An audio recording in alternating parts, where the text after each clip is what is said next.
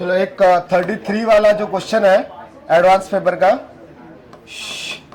F of x is equal to x square plus b x plus c, f of 1 is 1, f of 3 between 6 to 8 but integer so 7, a b c integers दे रखे, और f of 5 की possibilities है नहीं 19, 20 और 21। तो तुम क्या बोल रहे हो कि इसमें पहला इक्वेशन, हाँ पहला इक्वेशन जो आएगा वो a plus B plus C should be 1। दूसरा equation yes 9a plus 3b plus C should be 7। तो दोनों को माइनस करके c को हटा दिया, तो yes 8a plus 2b is equal to 6, तो 4a plus b is equal to 3, ऐसा आया। हाँ बस ये एक ही इक्वेशन आया ना, उसमें फिर 3 बार डालना था, तो आई थिंक 21 में तो अब ये वाला जो कहानी है एफ ऑफ 5 वाला, उसके लिए तो 3 पॉसिबिलिटीज है। तो 25a plus 5b plus c, let's के ले लेता हूं, ठीक है, के की 3 पॉसिबिलिटीज है, कोई कंफ्यूजन नहीं। तो कोई 1 वाली इक्वेशन से माइनस कर देता हूं, ये 1 थी, ये 2 थी और ये 3rd इक्वेशन थी, ठीक है। ठीक है, बट मोर देन 1 पेयर भी हो सकते हैं ना, एक से ज्यादा पेयर भी तो हो ही सकते हैं।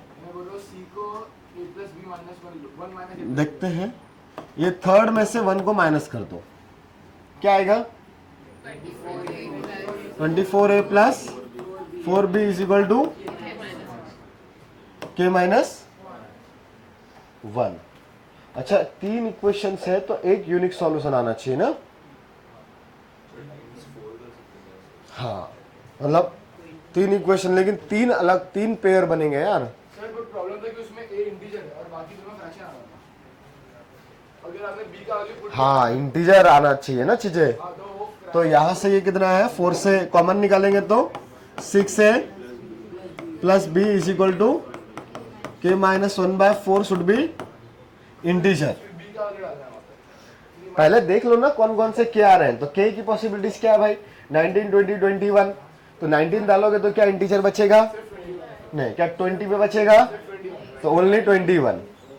हाँ तो ओनली 1 पॉसिबिलिटी कौन सी आई, 21। So 6a plus b is equal to 21 minus 1, 20/4 5। ये वाला कहानी आया, राइट। समझ में आ रहा है ना। हाँ तो हाँ वो 1 माइनस 1 वही कहानी आ रही है। तो तुम पहुंचे तो सही जगह पे थे। तो दोनों को माइनस कर दिया। हाँ ये 4th वाली ले लो, ये 5th वाली। तो 5th में से 4th को माइनस किया है, ठीक है। 6 minus 4 is 2a, 2a is equal to 2। तो a इज 1, a इज 1 आ गया, कहीं पे भी पुट कर दो तो b इज माइनस 1, b का वैल्यू पुट कर दिया तो c इज ऑल्सो 1। हाँ तो यही केस आ रहा है।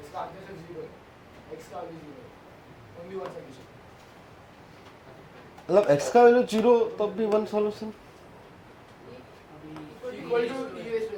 अच्छा हाँ तो एफ ऑफ एक्स जो आगे आपके पास एक क्वाड्रेटिक है, x square minus x plus 1, और दूसरा वाला e रेज़ टू एक्स। तो क्या चाहिए आपको, एक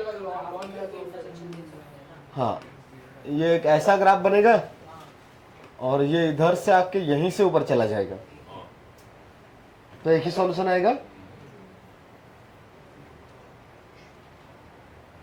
हाँ मतलब और डीप में सोचने के लिए इनके स्लोप की जरूरत पड़ती है, तो इसका स्लोप जान दो, लेकिन वो एओडी में आएगा। हाँ अभी ऐसे ही जुगाड़ लगा सकते हो। तो आंसर 1 है 2 है, 1 ही है ना, 1 ही दिया है ना। हाँ अपने पास तो एक ही आ रहा है। तुमने हिट एंड ट्रायल किया होगा ना, हिट एंड ट्रायल में तो चीजें मिल जाती है कुछ गड़बड़ वाली। खैर ठीक है, चलो आगे बढ़े। हो गया ना भैया, देख लिया ना। लास्ट क्वेश्चन सॉल्व करना है। 62 बाप रे, किसी का आया? 62 आया। Okay, F of x is equal to 2x square plus 1 और g ऑफ x क्या देके रखा है भाई? 2x minus 3। Okay, 2x plus 3, x is less than 0, x is greater than or equal to 0। तो निकालना क्या है? f of g of x की g of f of x। f of g of x is discontinuous is equal to in the open interval -1 to 1। तो f of g of x, तो f के अंदर g तो put करने का है, तो f के लिए तो कोई कंडीशन ही नहीं है ना, तो डायरेक्टली पुट करेंगे क्या?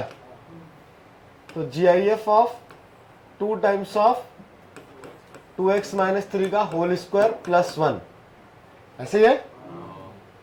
और इधर 2 टाइम्स ऑफ 2x प्लस 3 का होल स्क्वायर प्लस 1। बस यहाँ पे कंडीशन थी जब x का वैल्यू लेस देन 0 है और ये जब x का वैल्यू ग्रेटर देन 0 है। यहाँ तक कोई कंफ्यूजन नहीं। तो अभी क्या कर सकते हैं? सिंप्लीफाई हो रहा है, करने का जरूरत है नहीं, अपने को देखना पड़ेगा अंदर वाला वैल्यू कहाँ कहाँ पे इंटीजर बन रहा है। जब भी वो अंदर वाला चीज कंप्लीट इंटीजर बनेगा वहां पे वो फंक्शन डिसकंटिन्यूअस होगा। तो डोमेन ना, लेकिन वहां पे क्या सिर्फ x लिखा है क्या GIF के अंदर? वहां पे तो बहुत बड़ा फंक्शन है ना भाई। तो क्या आ रहा है वो 4x नहीं 4 डायरेक्ट लिख दूं सब कुछ,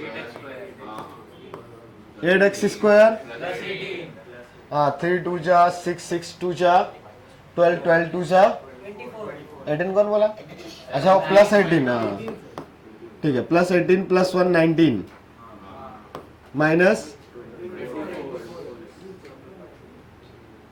24x, ऐसे ही है। सब हो गया ना, प्लस 1 लिख दिया ना अपन ने। नीचे वाला क्या आएगा? 8x square plus 19 plus 24x। ये वाला जब x का वैल्यू लेस देन 0 और ये जब x का वैल्यू ग्रेटर देन 0। तो आपको नंबर ऑफ डिसकंटिन्यूअस पॉइंट निकालना है, तो आपको देखना पड़ेगा ये अंदर वाला क्वाड्रेटिक की रेंज में कितने इंटीजर्स आ रहे हैं फॉर -1 to 0 और इसके लिए 1 to 0। तो बड़ा आसान से है क्वाड्रेटिक, आसान से है ना। हाँ क्या आ रहा है बताओ? तो इसका वर्टेक्स किधर है? -b/2 पे आता है ना, तो 24/16 1 पॉइंट समथिंग है, 1 पॉइंट समथिंग है ना। हाँ 3/2। तो वो -1 से 0 के बीच में डायरेक्ट डिक्रीजिंग रहेगा। तो आपको इसकी रेंज देखने के लिए सिर्फ क्या चाहिए? एक बार -1 पुट करना है और एक बार 0। क्वाड्रेटिक समझ में आ रहा है ना? पहला वाला ऐसा बन रहा है भाई, ये 3/2 आ रहा है, तो ये -1 और ये 0 ऐसे ही होगा। तो इसमें -1 पुट करो तो कितना आ रहा है?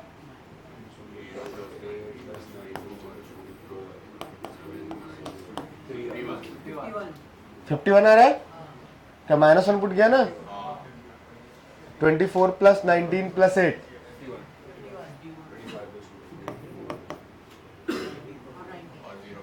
51 और 0 पे तो 19 से 51। लेकिन 0 तो डोमेन में नहीं है ना, कि मैंने गलत लिखा है? था नीचे वाले के डोमेन में, ऊपर वाले में नहीं था। और -1 डोमेन में है नहीं, तो यहां पे दोनों पे ही ओपन इंटरवल, यही आएगी रेंज। 62 तो आ ही जाएंगे अभी। तो नीचे वाले का भी रेंज निकाल सकते हो। हाँ उसका वर्टेक्स किधर है? -3/2। तो उसमें भी एक बार 0 और 1 ही पुट करना है। तो 0 पुट किया तो 19 और 1 पुट किया तो सही कर रहा हूं ना मैं? कितना आ रहा है? 1 पुट किया तो 51 ही आया।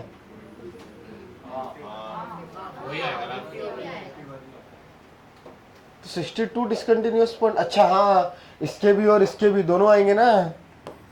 31 नंबर से है क्या इनके बीच में? 31 इंटीजर्स है ना, 20 से लेके 50 तक के। 31 इधर से आए, 31 इधर से आए। 62 डिसकंटिन्यूअस पॉइंट। सर आप एक बार समझ लो तो इंटीजर पे क्यों डिस्कस नहीं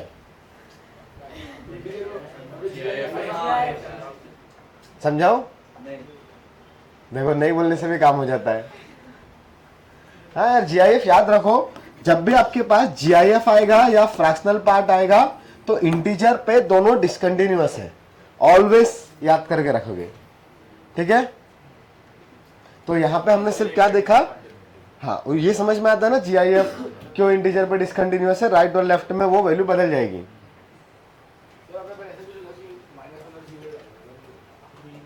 -1 और 0 डाला, 1 क्यों डाला? ये पहला वाला जो था x लेस देन 0, मतलब x का वैल्यू -1 से 0 के लिए निकालना है ना बेटा, और दूसरा वाला 0 से 1 के लिए निकालना है। हाँ अच्छा, ये 19 कंटिन्यूअस था क्या? 0 पे डिसकंटिन्यूअस था क्या?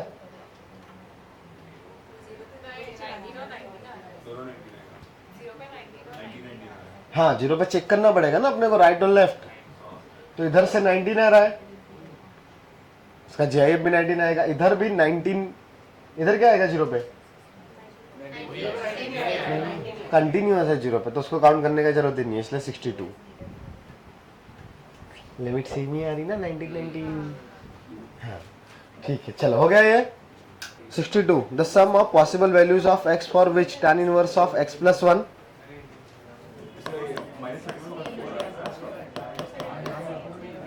माइनस, ओ भाई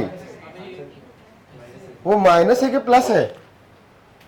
प्लस है वो।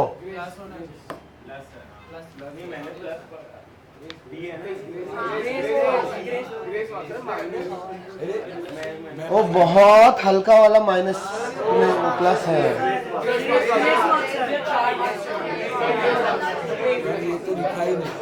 माइनस लेके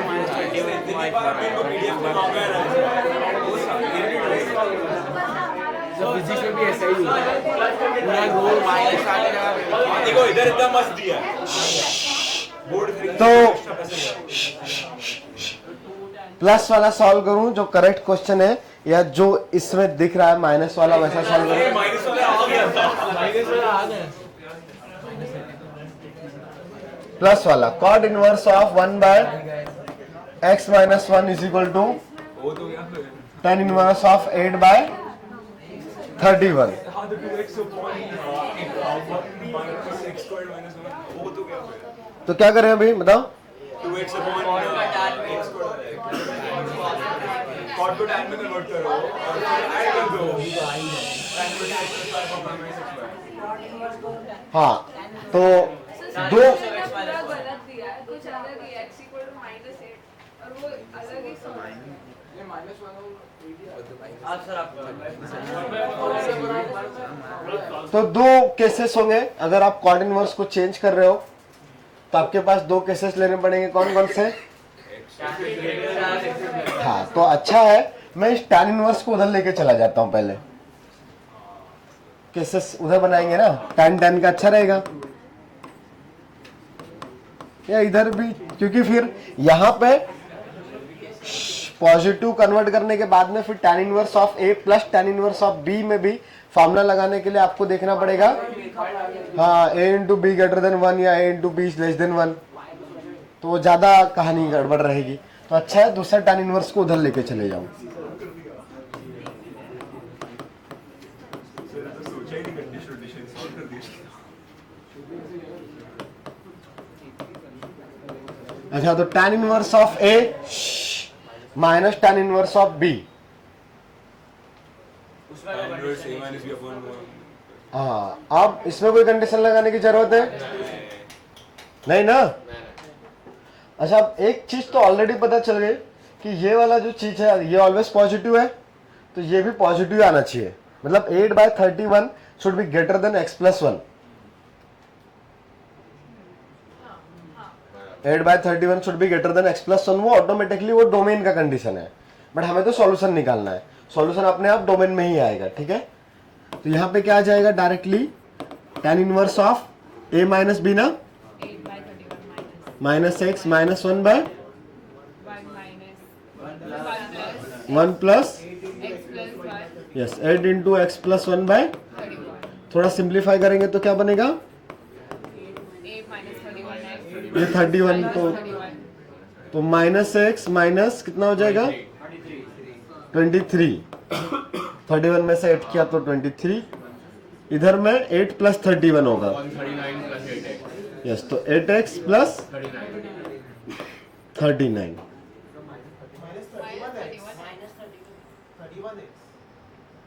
कहाँ पे बेटा, अभी 8 minus 31 होगा। अच्छा 31x, हाँ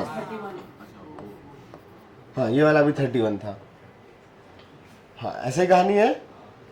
तो अब ये cot inverse of 1/x minus 1 should be equal to the tan inverse of this value.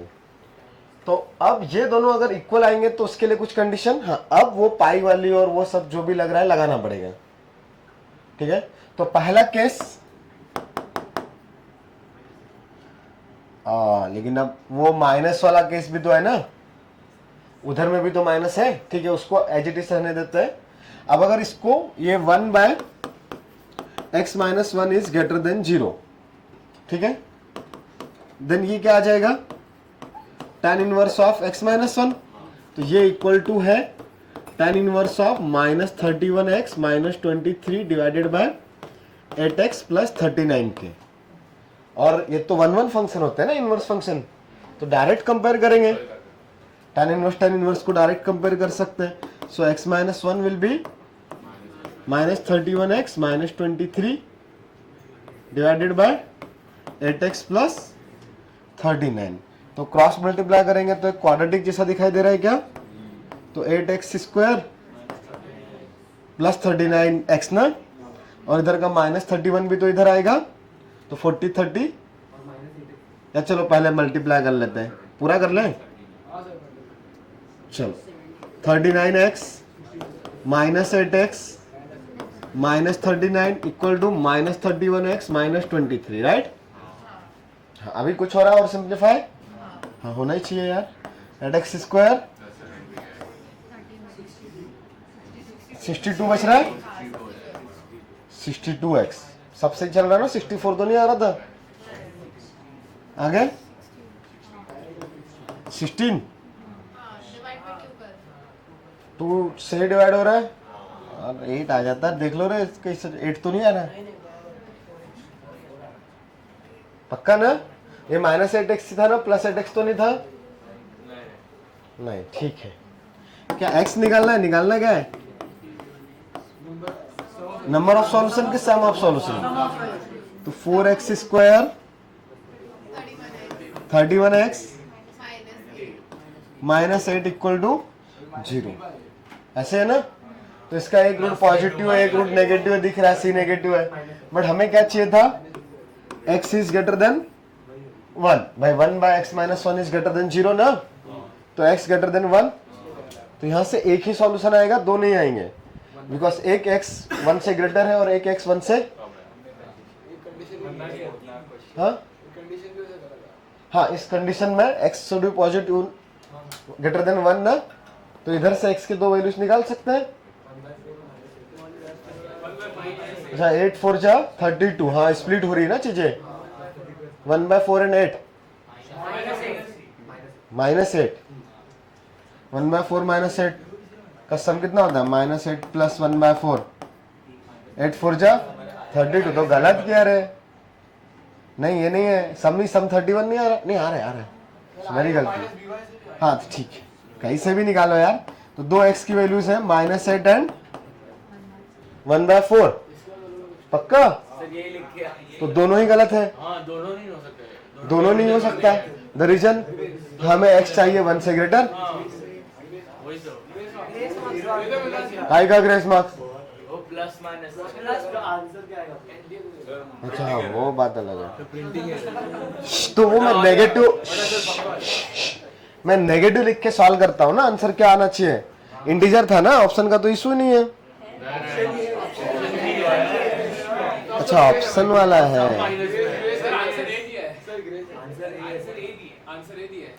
Answer अगर आ रहा होगा तो चेंज कर लेंगे आंसर की में, बट देखते हैं ना।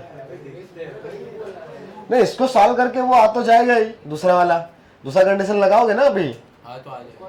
वो आ जाएगा। दूसरा कौन सा कंडीशन, यस ये लेस देन 0 रहेगा, तो फिर पाई माइनस tan इनवर्स, पाई प्लस tan इनवर्स क्या, फिर दोनों सॉल्यूशन। हाँ फिर वो दूसरा सॉल्यूशन सॉल्व करेंगे तो आ जाएगा यार, उसमें ऐसा कुछ नहीं है। पर उसके लिए इसको उधर लेके जाएंगे तो 2 tan इनवर्स का डिफरेंस इज पाई, हाँ वो ज्यादा आसान था। देखो अगर आपके पास कहीं पे ऐसा आ जाए पाई प्लस tan इनवर्स है equal to tan inverse B, ठीक है, तो क्या कहानी आएगी इसके लिए बताओ। 0 इज इक्वल टू उन लोग का सब्ट्रैक्शन। बी शुड बी, मतलब tan इनवर्स ऑफ बी का वैल्यू कितना होना चाहिए बताओ, ये भी हाँ कितना होना चाहिए।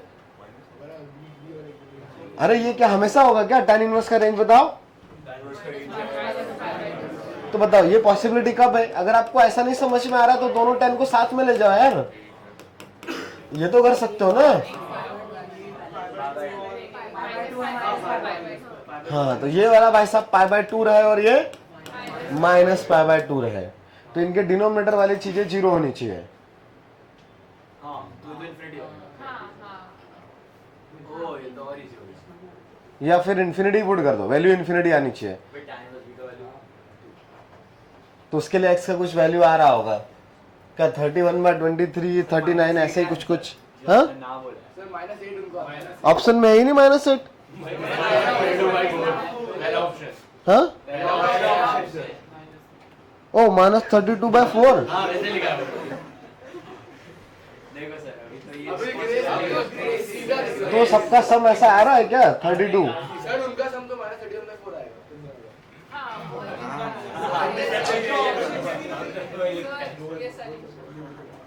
तो ठीक है उसका सॉल्यूशन छोड़ो, जाने दो उसको। तो ये समझ में आ रहा है कि -8 इसका आंसर नहीं है। क्वेश्चन में उन्होंने नेगेटिव लेके सॉल्व तो नहीं किया ना, वो लोग ने भी कुछ कंडीशन नहीं किया, वो तो बेवकूफ है। हम -8 चाहो तो पुट करके चेक कर लेते, अगर हमने गलती करी होगी तो पता चल जाएगा। अच्छा लेकिन ये वाला जो केस था, ठीक है, यहाँ पे इससे कोई सॉल्यूशन नहीं आ रहा, बट वो पता कैसे चला, जब कैसे यहां से आगे क्या है। हाँ ये π/2, अब इसके आगे क्या, ये π/2 आने के लिए ये tan इनवर्स ऑफ b वाला चीज पॉजिटिव इन्फिनिटी होना चाहिए, तो यहाँ पे अंदर वाला चीज पॉजिटिव हो बट डिवाइड वाला चीज 0 हो, या नीचे वाला 0 नेगेटिव में चला जाए, तो नेगेटिव बाय नेगेटिव पॉजिटिव बन जाए, कुछ ऐसा ही ना। तो नीचे वाला 0 कब बन रहा है 39/8 पे, -39/8 पे, तो उस टाइम पे ऊपर वाला पॉजिटिव है कि नेगेटिव है, पॉजिटिव है, माइनस प्लस 31 इंटू 39/8 तो पॉजिटिव हो गया। हाँ तो यहां से x का वैल्यू एक आ सकता था -39/8, बट सेम टाइम पे दूसरा वाला -π/2 चाहिए, सेम टाइम पे चाहिए। और ये वाला है ना b, तो अपना a तो x-1 है ना, तो x-1 नेगेटिव इन्फिनिटी को जाए, उसके लिए x का वैल्यू तो -इन्फिनिटी रखना पड़ेगा, जो तो पॉसिबल नहीं है, और वैसे भी इसके इक्वल नहीं है, तो इधर से कोई सॉल्यूशन नहीं आया, कोई सॉल्यूशन ही नहीं है। हाँ कोई सॉल्यूशन ही नहीं है। अब उन्होंने बोला है -8, हम देखते हैं भाई -8 कैसे आया, चेक पुट करके देखो क्वेश्चन में आ रहा है क्या, या हमने कुछ गलती करी होगी तो पता चलेगा, उनका आंसर -8 है। तो tan inverse of -7 plus cot inverse of -1/9 equal to tan inverse of 8/31। तो tan में से तो माइनस बाहर निकाल सकते हैं। अच्छा cot inverse of -θ will be pi minus, yes cot inverse of 1/9, फिर उसको क्या लिख देंगे tan inverse of 9 is equal to tan inverse of 8 by, तो ये pi minus tan inverse of 7 plus tan inverse of 9, तो ये दोनों का मल्टीप्लिकेशन 1 से ग्रेटर आ रहा है। तो हाँ, तो क्या लिखेंगे इन दोनों का सम, पाई माइनस की प्लस, प्लस ना, tan इनवर्स ऑफ 7 प्लस 9 कितना, 16 16 upon minus 16. Upon Minus 16. 9 7 जा, तो आ रहा है क्या, तो अपन ने गलती करी होगी।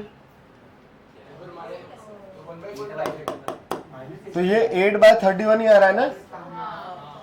ओ भाई, तो -8 वाला आंसर था, तो 1/4 भी डाल सकते कहीं कुछ गलती करके आए क्या? ना वो -8 वाला आंसर है, मतलब सेटिस्फाई कर रहा है। वो हमने ना इधर रीड करने में कहीं कुछ गलती करी होगी। देखो एक बार अपन देखते हैं, ये जो इधर वाली जो कंडीशन है, ठीक है 1/4 पुट करके देख लेंगे, बट उससे पहले ये यहाँ पे कहीं कुछ गलती है क्या?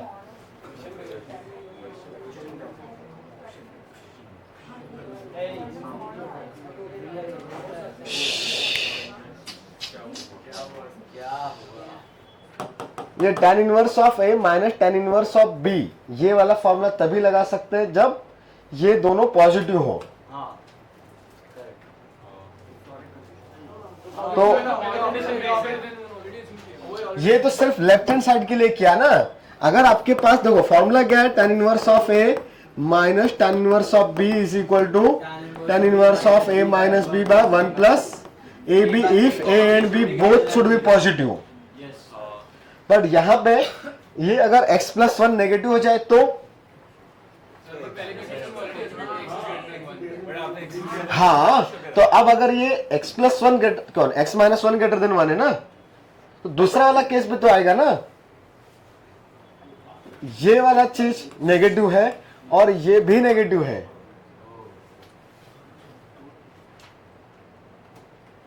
ये भी नेगेटिव है और वो भी नेगेटिव है, तब क्या होगा? हाँ, तो वो वाली चीज हमने कैलकुलेशन में मिस करी। हाँ, -8 आ रहा है।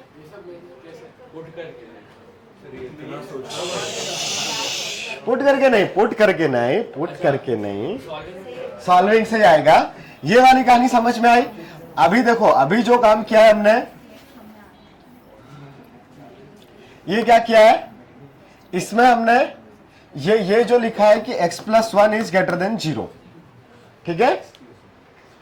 कोई कंफ्यूजन है? नहीं, कोई कंफ्यूजन नहीं है। हाँ, और फिर ये जो लिखा इसमें 1 बाय x माइनस 1 भी ग्रेटर देन 0 लिखा, तो इन दोनों केसेस को मिला के कोई सॉल्यूशन नहीं आया, ठीक है? अब केस 2, तो केस 2 में मतलब दोनों नेगेटिव ले सकते हो या एक पॉजिटिव एक नेगेटिव वाला भी लेना पड़ेगा। अब देखो वो वाला चीज नहीं, x प्लस 1 को हमेशा पॉजिटिव होना चाहिए ऐसा किसने बोला? अरे तो ही तो वो आप फॉर्मूले लगा पाओगे। नहीं, अगर x प्लस 1 का वैल्यू ना ऐसा जरूरी थोड़ी है, अरे नेगेटिव हो सकता है ना भाई, पॉजिटिव होना जरूरी क्यों है? वो हमें कंडीशन बनानी पड़ेगी ना। अगर प्लस आया तो प्लस वाला फॉर्मूला यूज करेंगे, माइनस आया तो माइनस वाला यूज करेंगे। अच्छा, हाँ, वो तो कंडीशन आएगी ना। जैसे अभी अगर केस 2 में ये लेता हूं, tan inverse of 8 by 31 minus tan inverse of x plus 1। समझ आ गया। हाँ, if x plus 1 is negative, हाँ, तो वो प्लस वाला फॉर्मूला। तो इसको मैं ऐसा लिख सकता हूं, tan inverse of 8 by 31 plus tan inverse of minus of x minus 1। ऐसा तो कर ही सकते हैं। हाँ, लेकिन अब ये वाला जो चीज आ गया, तो tan inverse of a plus tan inverse of b वाला कैसा आया ना, ठीक है? तो अब इसका अगर फॉर्मूला लगाएंगे तो इसमें भी कंडीशन है, एक बार वो इन दोनों का मल्टीप्लिकेशन 1 से लेस या 1 से ग्रेटर। यस, 1 से लेस होना चाहिए। तो हाँ, तो अभी 1 से लेस वाला लगाए, सर वही होना चाहिए। मल्टीप्लिकेशन 1 से लेस ना, तो क्या आएगा देखते हैं। हाँ सेम ही चीज होगी माइनस में से नहीं नहीं, वो अभी अभी चीजें आएगी ना, दो चीजें है ना आपके पास। अब अगर इसमें 8/31 इंटू -x-1 का वैल्यू लेस देन 1 है, दूसरा 8/31 इंटू -x-1 का वैल्यू ग्रेटर देन 1 है, ठीक है। हाँ, तो अगर लेस देन 1 है तो डायरेक्ट tan इनवर्स का फॉर्मूला लगेगा a + b/1 - ab, तो सेम चीज ऐसा ही आ जाएगा, ठीक है। हाँ, दूसरा वाला क्या, हाँ पाई प्लस वाला। तो अब देखो यहाँ पे आपको पता है सामने कॉट इनवर्स है, कॉट इनवर्स का रेंज क्या है, -0 से पाई। अब हमने क्या लिया है कि भाई x+1 अगर नेगेटिव है तो x is less than -1, x is less than -1 ना। हाँ, तो 1/x-1 भी क्या आने वाला है, नेगेटिव। तो x+1 is less than 0, then x-1 is also negative. So cot inverse के अंदर में अगर मैं नेगेटिव वैल्यू पुट करूंगा तो कॉट इनवर्स में नेगेटिव वैल्यू का रेंज क्या आएगा, π/2 से पाई। तो tan इनवर्स का तो मैक्सिमम वैल्यू ही π/2 था ना। हाँ, तो सिंगल tan इनवर्स वाले से कोई सॉल्यूशन मिलेगा मुझे, नहीं मिलने वाला। दैट इज इन दोनों का मल्टीप्लिकेशन लेस देन 1 है, उससे मुझे कोई सॉल्यूशन नहीं मिलने वाला। समझ में आ रहा है, क्योंकि उस बीच में ये रेंज आएगा 0 से π/2, कॉट इनवर्स होगा π/2 से पाई। तो सिर्फ केस कौन सा बचा, जब इन दोनों का मल्टीप्लिकेशन ग्रेटर देन 1 है। तो, हाँ, तब ग्रेटर देन नहीं सॉल्व नहीं किया, ग्रेटर देन 1 को सॉल्व नहीं किया। अगर ये tan inverse a plus tan inverse of b का फॉर्मूला बताओ, if A B is greater than 1, बताओ। Pi plus tan inverse of yes a plus b by 1 - ab। और सामने वाले में कॉट इनवर्स के अंदर में नेगेटिव था, हाँ, तो उसको भी क्या लिखोगे, pi plus tan inverse of नहीं x-1 is equal to pi plus tan inverse of वो सब कुछ जो आया था, -31x - 23 डिवाइडेड बाय 8x + 39। तो ये पाई कट के फिर से सेम ही इक्वेशन बच रही है।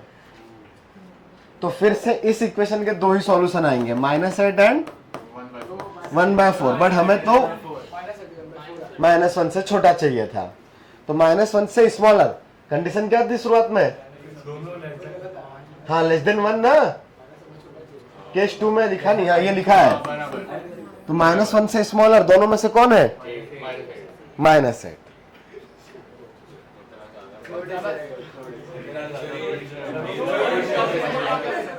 तो वो कैलकुलेशंस में ऐसा उन लोगों ने जो किया है,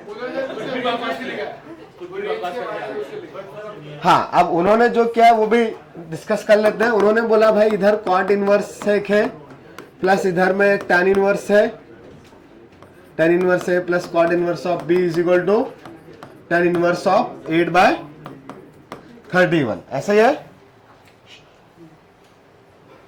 तो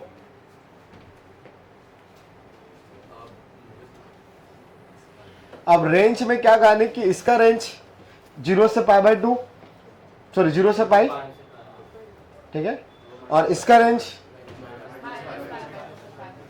-π/2 से π/2। लेकिन इन दोनों का सम तो tan इनवर्स ऑफ 8/31 थोड़ा सा छोटा आ रहा है, राइट। तो या तो दोनों पॉजिटिव हो, दोनों ही पॉजिटिव आ जाए, सही है, और दोनों का वैल्यू पॉजिटिव हो तो दोनों का वैल्यू ही 8/31 से कम आने वाला, tan इनवर्स ऑफ 8/31 से कम हो। या फिर क्या हो जाए कि एक का वैल्यू ग्रेटर हो, एक का वैल्यू लेस हो, मतलब दोनों में डिफरेंस हो। तो ग्रेटर होने के लिए ऑब्वियसली ये वाला चीज ग्रेटर हो और ये वाला स्मॉलर हो, मतलब ये वाला चीज पॉजिटिव हो, सॉरी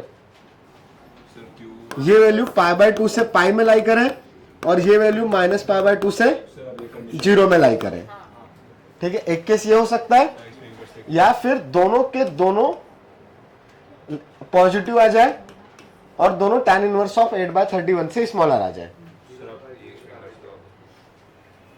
बड़ा रेंज क्या होती है, -π/2 से π/2 tan इनवर्स की और कॉट इनवर्स की, हाँ, लेकिन इन दोनों का सम tan इनवर्स ऑफ 8/31 के इक्वल चाहिए।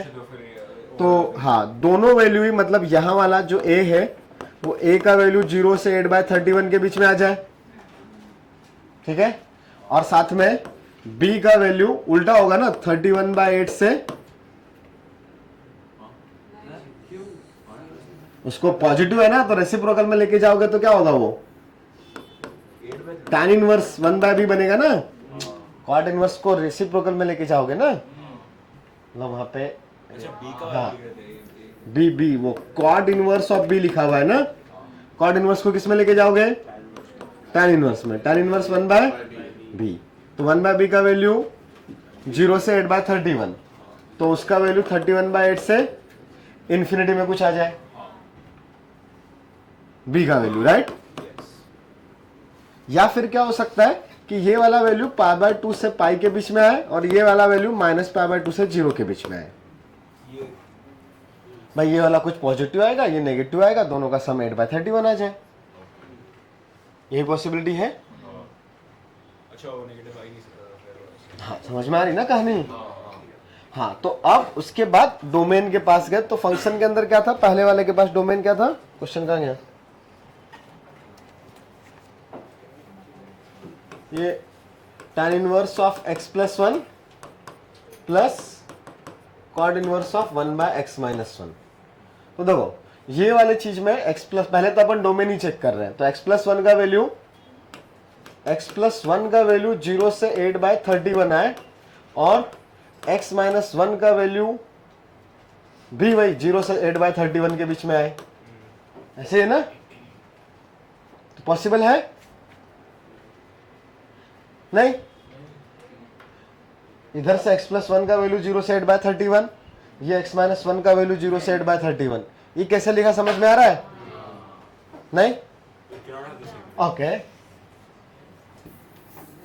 नो, ये ऐसा है tan inverse of x + 1 plus cot inverse of 1/x - 1, ठीक है।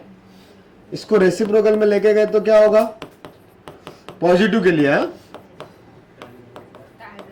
tan इनवर्स ऑफ x - 1, और ये वैल्यू क्या है, tan इनवर्स ऑफ 8/, और हमने कंसीडर क्या किया, ये पॉजिटिव है, तो ये पॉजिटिव है तो भाई साहब ये भी पॉजिटिव होगा, ये तो इससे 2 ज्यादा ही है ना। हाँ लेकिन अब इन दोनों का सम 8/31 आना चाहिए, तो ये तो इंक्रीजिंग फंक्शन है tan इनवर्स, तो उसके लिए इस tan इनवर्स x का वैल्यू भी 0 से 8/31 के बीच में आना चाहिए पॉजिटिव, और दूसरे वाले का वैल्यू भी 0 से tan इनवर्स 8/31 के बीच में, दैट इज पॉजिटिव आना चाहिए, ऐसे होना चाहिए। तो उसके लिए x + 1 का वैल्यू कौन सी रेंज में आना चाहिए बताओ, 0 से 8/31, और x - 1 का वैल्यू भी, अच्छा ऐसा नहीं होगा कि इनमें से ऑल सॉल्यूशन आ जाएंगे, हम सिर्फ ये देख रहे हैं कि कोई भी सॉल्यूशन नहीं आएगा, अगर मान लो कॉमन चीजें आ जाती कुछ तो उस वैल्यू पे जाके चेक करते हैं, फिर हमें इक्वेशन सॉल्व करनी पड़ती, बट अभी हमको पता है कि इन दोनों में कुछ कॉमन ही नहीं है। ये x + 1 का वैल्यू 0 से 8/31, मतलब x का वैल्यू -1 से -23/31 ना, और इधर में 1 से लेके 39/31, तो दोनों में कुछ कॉमन है नहीं, तो क्या सॉल्व करने के बाद भी कुछ कॉमन मिलेगा नहीं, तो इधर से कोई सॉल्यूशन नहीं। अब दूसरा तरीका क्या हो सकता था कि ये वैल्यू π/2 से पाई के बीच में लाई करे और ये -π/2 से 0 के बीच में, ताकि ये कुछ बड़ा रहेगा ये कुछ स्मॉलर रहेगा, दोनों का डिफरेंस जब आएगा तो वो 8/31 tan इनवर्स ऑफ 8/31 आ जाए, मतलब दोनों ही नेगेटिव। समझ में आई बात, तो दोनों नेगेटिव आएंगे तब x + 1 भी नेगेटिव है और 1/x - 1 भी नेगेटिव है, तो दोनों नेगेटिव होगा, तो पहले ये नेगेटिव नंबर है, so it will be pi plus tan inverse of x - 1, right. अब ये x - 1 इज द नेगेटिव, दूसरा साइड में जो है tan इनवर्स ऑफ x + 1 वो भी नेगेटिव, सही है। हाँ तो अब इन दोनों का सम tan inverse of x - 1 plus tan inverse of x + 1 निकाल सकते हैं, फॉर्मूला तो है ना अपने पास। हाँ एक बार x² - should be less than 1 और एक बार x² should be x² - 1 should be greater than 1, तो x² इज ग्रेटर देन 0, तो वो हमेशा ही ट्रू है। X square Greater than 2. x square minus 1. अच्छा x square is greater then okay तो पहला चीज आपके पास एक कंडीशन आया x square minus 1 is less than 1 एक आया x square plus sorry x square minus 1 is greater than 1 तो ये वाले चीज में तो डोमेन में नहीं है a into B is greater than 1 और a into B is less than 1 दो केसेस बनाएंगे ना तो अभी tan इनवर्स का फॉर्मूला अभी लिखा था ना तो यहां पे लेकिन डोमेन क्या है ये दोनों नेगेटिव ना तो x का वैल्यू यहां से लेस देन माइनस 1 आ रहा था और यहाँ पे x का वैल्यू लेस देन 1 आ रहा था तो इधर में x square minus 1 is less than 1 तो x square is less then √2 और यहाँ पे x square is greater then हाँ मतलब माइनस √2 से √2 और उधर में नहीं आप डीप में सोचोगे तो है अब देखो इसमें ये वाला जो केस है अब यहाँ पे आपके पास ये जो आया ये सामने में अगर ये वैल्यू 0 से π/2 में ही आई या माइनस π/2 से 0 के बीच में आई तो क्या ये सम पूरा tan इनवर्स ऑफ 8/31 बनेगा नहीं भाई आपको ये पूरा सम किसके इक्वल चाहिए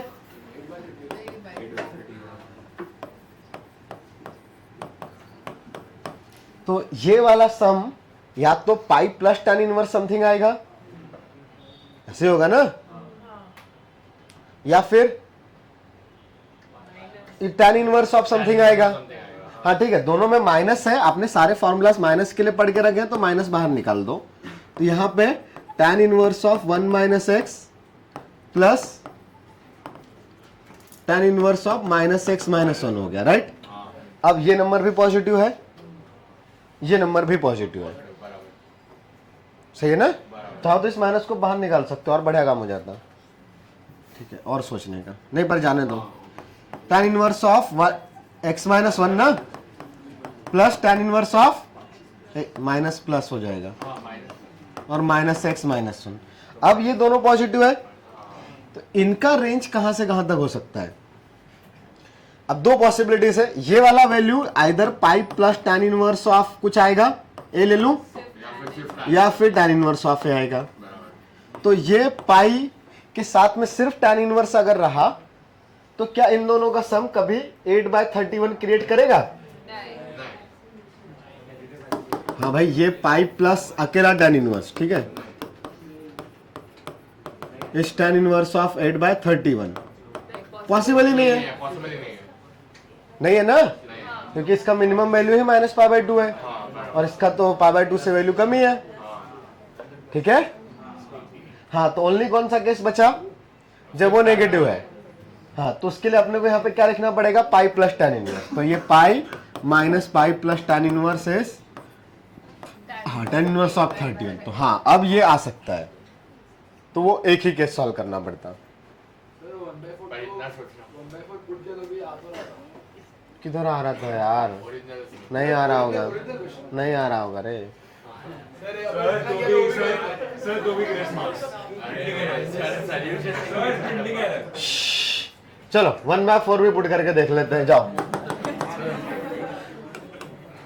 tan inverse of 5/4 plus cot inverse of minus 4/3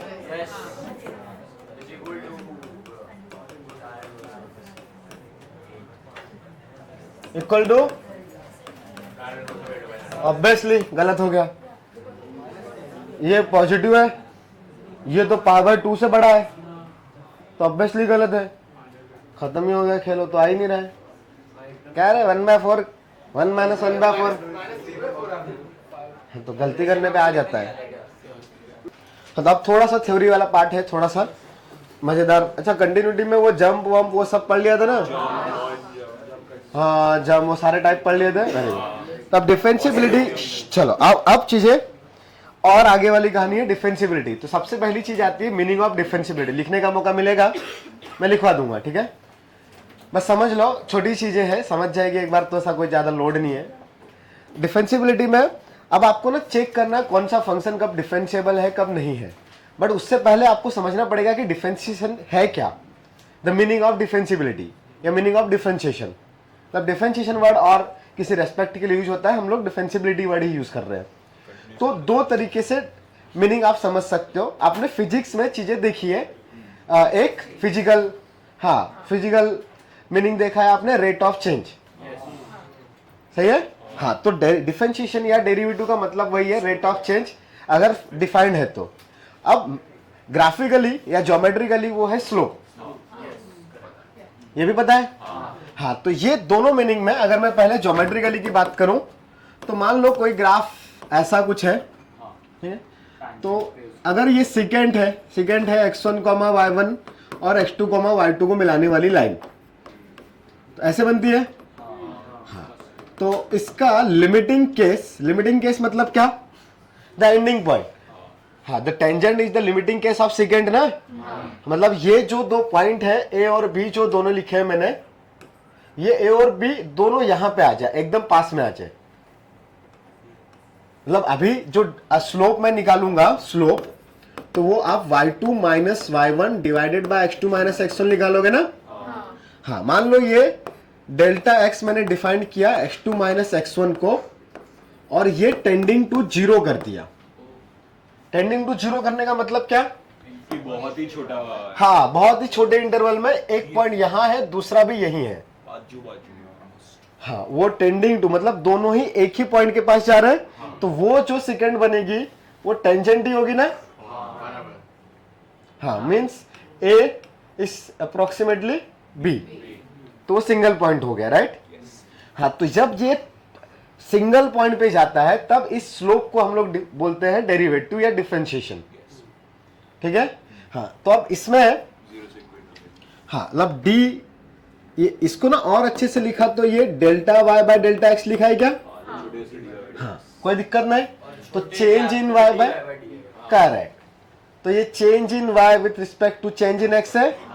हाँ, तो इसीलिए इसका दूसरा नाम क्या है, रेट ऑफ चेंज। तो change in Y with respect to change in X, तो इसीलिए ये रेट ऑफ चेंज भी हो गया, राइट। कोई कंफ्यूजन।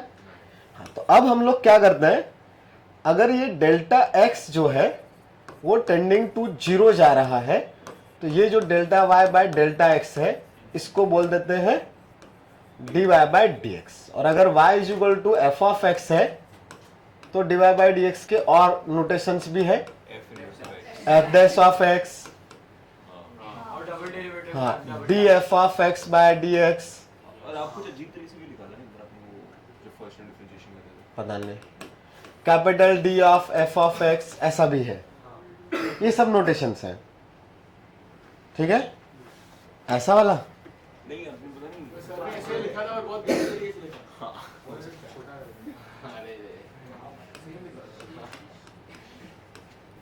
हाँ यार, बहुत मस्त ऐसा लिखा था कि ये सब एक ही कहानी है, ठीक है। अच्छा, तो अब अगर y का वैल्यू एफ ऑफ एक्स है तो x1 पे y1 का वैल्यू क्या आएगा, एफ ऑफ x1, और y2 का वैल्यू एफ ऑफ x2। समझ में आ रहा है ना, कोई कंफ्यूजन नहीं। हाँ, और delta x is x2 minus x1, कोई कंफ्यूजन नहीं। तो आप ये जो है dy बाय डी एक्स उसको क्या लिख सकते हो, limit of delta x tending to zero, f of x2 minus x1 divided by x2 minus x1। कोई कंफ्यूजन नहीं है, कुछ कंफ्यूजन तुमको याद आ रहा है, तुमने पढ़ रखा है ये सब, वेरी गुड। तो अब यहां पे और थोड़ा सा अच्छे वर्जन में इसको लिखा गया, ये जो डेल्टा एक्स है उसको h ले लिया और ये h टेंडिंग टू क्या है, जीरो, ठीक है। और x1 को आपने लिख लिया x, x1 is x, okay. Then x2 कितना आएगा, हाँ x1 प्लस h ना, भाई x2 minus x1 is h ना, हाँ तो sorry x plus h direct लिख दो। तो ये जो चीज है dy by d x that is f dash, ये अभी जो लिखा हुआ था मैंने सिर्फ dy बाय डी एक्स के टर्म में लिखा है, मैं अभी f के टर्म में लिख रहा हूं, चलेगा ना। हाँ, तो ये x पे डिफरेंशिएशन मतलब F dash of x will be limit of delta x की जगह पे एच टेंडिंग टू 0, यहाँ पे क्या आएगा x plus h minus f of x divided by x2 minus x1 मतलब h ना। अच्छा तो h टेंडिंग टू 0 है तो डिनोमिनेटर 0 आया और न्यूमरेटर वो भी 0 ही है तो 0/0 फॉर्म है। हाँ तो ये लिमिट कुछ एग्जिस्ट डिफरेंशिएट निकालने के लिए डिफरेंशिएट कर लो, ठीक है कर लेना तुम, कोई दिक्कत नहीं, कर सकते हैं, बोर्ड में मत करना बस पता चले डिफरेंशिएशन निकालने के लिए या प्रूफ करने के लिए डिफरेंशिएशन का फॉर्मूला हम डिफरेंशिएशन यूज करेंगे, बढ़िया है, ठीक है। तो अब लिमिट निकाल सकते हैं इसका, कोई दिक्कत नहीं है ना। हाँ बट अब उसके लिए ये लिमिट एग्जिस्ट करे उसके लिए न्यूमरेटर में 0 आना चाहिए ना।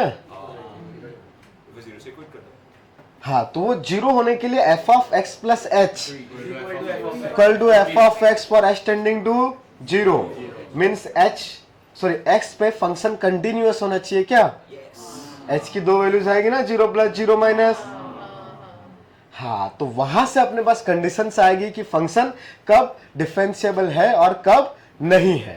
तो ये वाला जो चीज है इसी पे पूरा डिफरेंशिएशन डिफाइंड होता है और ये है first principle of differentiation. Sometimes इसको फर्स्ट प्रिंसिपल ऑफ कैलकुलस भी बोलते हैं।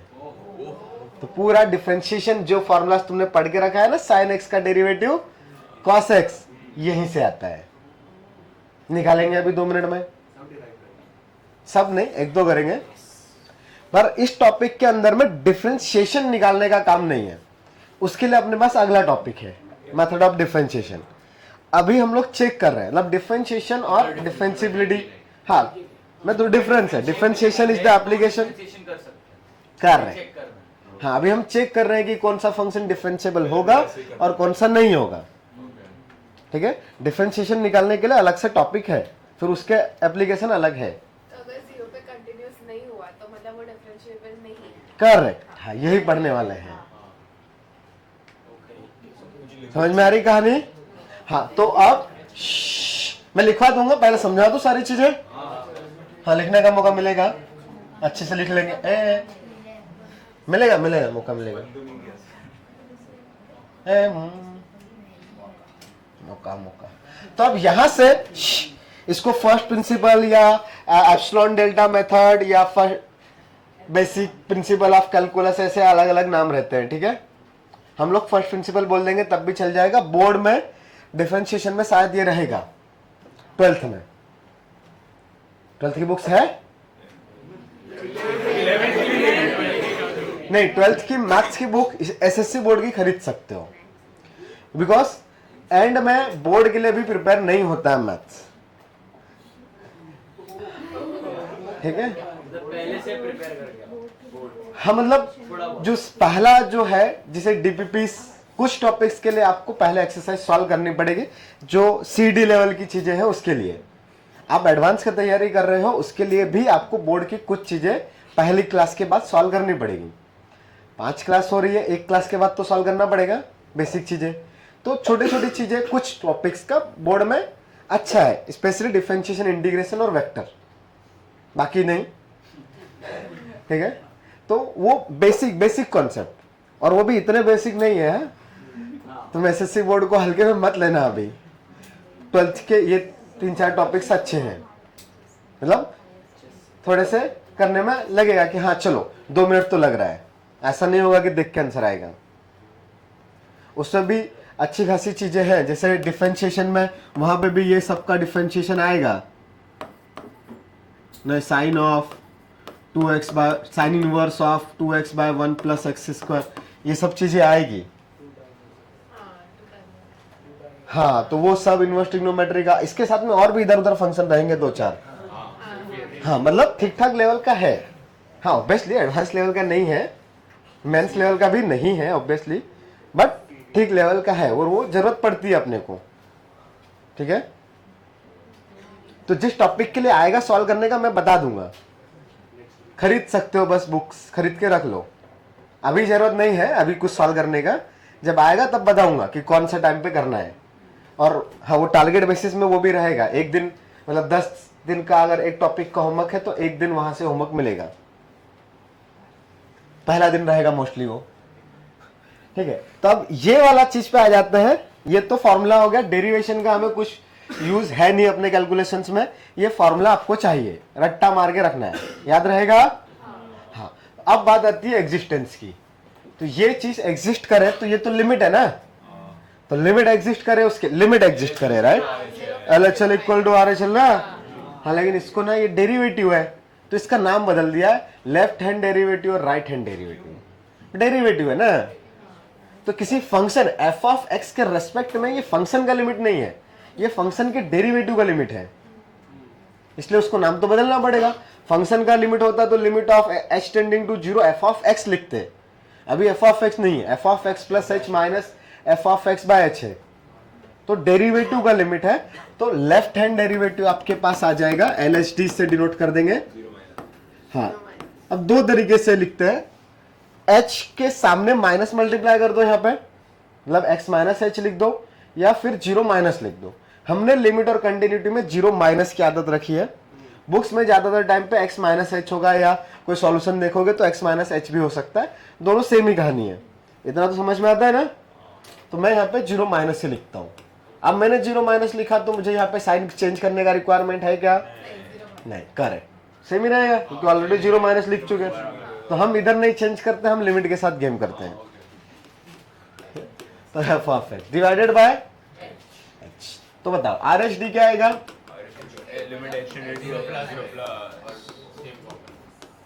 करेक्ट, फॉर्मूला सेम ही रहेगा। हाँ, या तो आप अगर लिमिट सेम रख रहे हो तो फिर LHD और RHD का फॉर्मूला चेंज करना पड़ेगा, LHD के लिए माइनस h के सामने और RHD के लिए यहाँ पे प्लस, तो हम लोग वो चेंज नहीं करते, क्यों वो सब लफड़ा करें, हम फंक्शन सेम रखेंगे, हम लिमिट चेंज करेंगे। तो ये वाला चीज डिफाइंड हो उसके लिए ये f dash of x should be continuous, हाँ means LHD should equal to RHD, नहीं f ऑफ x क्यों, f डैश ऑफ x, तो f डैश ऑफ x तो वही आ जाएगा ऑटोमेटिकली, वो f डैश ऑफ x का ही वैल्यू है, ठीक है। तो अब f डैश ऑफ x का वैल्यू कहीं और से निकाल के इस लिमिट के इक्वल रखने का जरूरत नहीं है, ये लिमिट का जो वैल्यू आएगा वही f डैश ऑफ x है, समझ में आ रही बात है। हाँ लेकिन ये लिमिट एग्जिस्ट करे उसके लिए क्या क्या कंडीशन, तो पहला डिवाइड में 0 है तो न्यूमरेटर में भी क्या आना चाहिए, तो 0 बाय 0 फॉर्म होने चाहिए, तो उसके लिए न्यूमरेटर में limit of f of x plus h, h tending to 0 should equal to f of x, भाई ये दोनों चीजें इक्वल इक्वल आना चाहिए ना, तभी 0 0 आएगा। तो x प्लस h पे और x पे अगर वैल्यू सेम आई तो फंक्शन कंटिन्यूअस हो गया क्या, हुआ ना। हाँ थोड़ा और अच्छे से लिखूं मैं, भाई limit of h tending to 0 f of x plus h minus f of x कितना चाहिए बताओ, 0 ना, तो इस पीछे वाले f ऑफ x के पास h है क्या, नहीं, तो ये सिर्फ क्या बचा, limit of h tending to 0 f of x plus h should equal to, ये कंटिन्यूटी की डेफिनेशन है क्या, x पे कंटिन्यूअस होने के लिए यही तो चाहिए। हाँ मतलब ये h 0 लिखूं या directly x tending to x लिखो, मतलब क्या मतलब हो, टेंडिंग टू 0 मतलब यही होता है ना, कोई कंफ्यूजन तो नहीं ना, ये समझ में आ रहा है सबको, वेरी गुड। तब यहां से अपने पास चीज है कि ये कंटिन्यूअस रहेगा, कुछ डाउट है बेटा पूछ लो। मैंने से पूछा कि h पीरियड हो सकता है पर नहीं, बट काइंड ऑफ मतलब टेंडिंग टू 0 वाली कहानी है, तो टेंडिंग टू 0 मतलब इनफिजिबल डिफरेंस ना। हाँ लिमिट की डेफिनेशन याद है कि नहीं, तो कंटिन्यूटी की तो यही हुई ना कंटिन्यूटी। हाँ तो ये फंक्शन का वैल्यू हुआ x पे और ये x पे लिमिट हुई। हाँ तो यहां से अपने पास क्या आया, f of x should B क्या होना चाहिए, कंटिन्यूअस। हाँ तो ये पहला कंडीशन आया।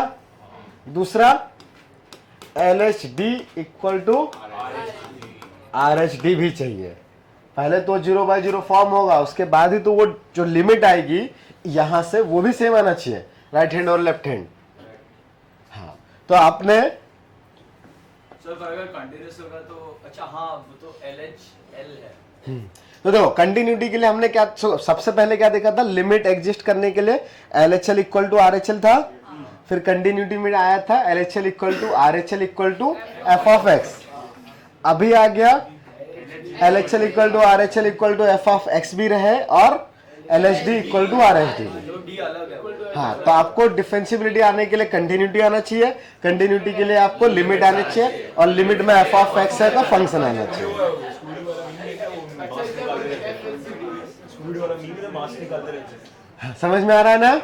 हाँ, तो अगर आपको फंक्शन आएगा तभी चांस है कि लिमिट आए, लिमिट आएगा तब चांस बनेगा कंटिन्यूटी आने का, और उसके बाद चांस है डिफरेंशिबिलिटी आ जाए। और एग्जाम में ज्यादातर टाइम पे क्वेश्चन डिफरेंशिबिलिटी से आएगा, या कंटिन्यूटी प्लस डिफरेंशिबिलिटी का मिक्सअप रहेगा। ऑलरेडी उसमें लिमिट आएगी, क्या बिना लिमिट की डिफरेंशिबिलिटी बनेगी? बिना फंक्शन के कुछ हाँ, और बिना फंक्शन के कुछ नहीं बनने वाला, सब डालने वाला। ठीक है, इधर से आपने एक मिनट। हाँ h टेंडिंग टू 0 ले, हाँ फिर आपने x1 को x सपोज किया क्या किया आपने? हाँ, x1 अभी वो क्या है, ये x2 माइनस x1 था ना, तो भाई x1 लिखने का जरूरत क्या है, अभी तो मैं सबको एक ही उसमें कन्वर्ट कर सकता हूँ ना। भाई ये ऐसा है तो मैं x2 को क्या लिख सकता हूँ बताओ, x1 प्लस h। तो फिर अब वो x में क्यों जाने का, अब तो हम वेरिएबल पॉइंट के पास जा रहे हैं ना, इसलिए जनरल चीज x, मतलब आपने x लेके दोनों को x में टर्म्स के x के टर्म्स में कन्वर्ट कर दिया ताकि वो जनरल चीज दिखे।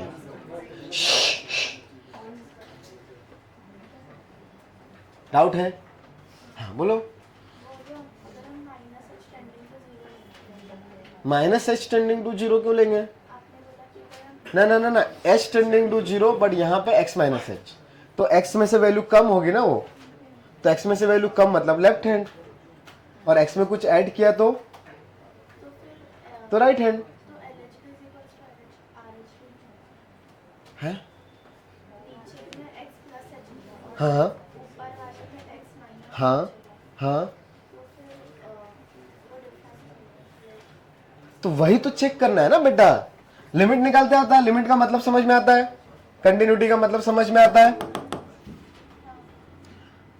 आपने कहीं पे लिखा है f ऑफ a प्लस, और फिर निकालोगे आप f ऑफ a माइनस और f ऑफ a, ये तीन चीजें निकालोगे ना। अगर ये तीनों चीजें इक्वल होगी तभी तो फंक्शन कंटिन्यूअस होगा। तो ये a प्लस का मतलब क्या है कि f ऑफ a प्लस थोड़ा सा ऐड किया है कुछ जीरो वाला, और दूसरे वाले में a में से कुछ माइनस कर दिया है, ऐसे है ना। हाँ, बहुत छोटा सा कुछ माइनस किया है, और इसमें कुछ भी नहीं किया है। तो ये जो 0 प्लस और 0 ये वाला जो चीज है उसको h लिखा है, तो ये a प्लस h हुआ और ये a माइनस h, तो यही वैल्यू तो सेम आनी चाहिए ना लिमिट में। तो ऐसा लिखूं या ऐसा लिखूं? हाँ, दोनों ही चीजें सेम है। समझ में आया अभी पक्का? और हाँ, और h टेंडिंग टू 0 है क्योंकि दोनों पॉइंट पास पास है। हाँ करेक्ट, वो एक ही पॉइंट है, हम उस सेम पॉइंट पर राइट और लेफ्ट से जा रहे हैं। तो राइट से जाने का तरीका क्या हुआ? 0 प्लस, लेफ्ट से जाने का तरीका माइनस। अभी समझा? हाँ। तो अब ठीक है, और कहानी पढ़ेंगे, पर पहले लिख लो, चलो थोड़ा सा लिखो।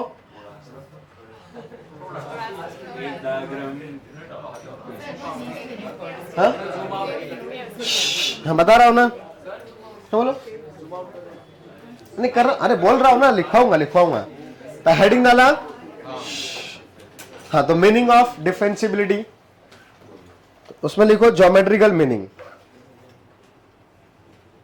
ज्योमेट्रिकल मीनिंग तो पहला है ज्योमेट्रिकल मीनिंग ऑफ डेरिवेटिव या डिफरेंशिबिलिटी या डेरिवेबिलिटी, सब एक ही नाम है, ठीक है। Geometrical meaning of derivative, slope of tangent, slope of tangent, slope of tangent drawn to the curve slope of tangent drawn to the curve at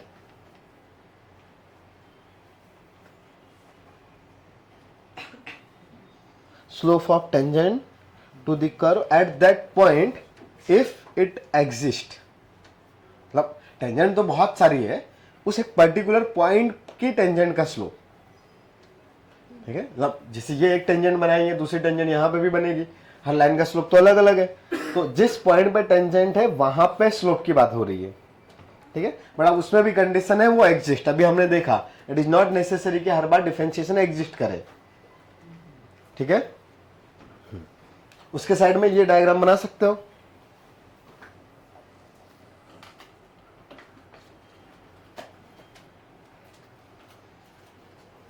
ये कैलकुलेशन लिखेंगे अभी थोड़ी देर में, अभी सिर्फ डायग्राम बना के छोड़ देने का. दूसरा meaning, physical meaning of derivative. अब ऐसे लाइन खींच देना, हो गया ना. क्या सुंदर सुंदर दिखाओगे डायग्राम, क्या देखते हो क्या, नोट्स पढ़ते हो क्या? तो ये पढ़ता है, उसने किया था हैं? लास्ट टाइम भी क्वेश्चन आया था इसमें, उसने किया था. हाँ, नोट्स ये नोट्स पढ़ता है. अच्छा यही था क्या जो नोट्स पढ़ता है? एक दो ही लोग थे ना नोट्स पढ़ने वाले, एक तुम थे और दूसरा कौन था पता नहीं. हाँ हाँ हाँ, क्या है क्या सुतिक?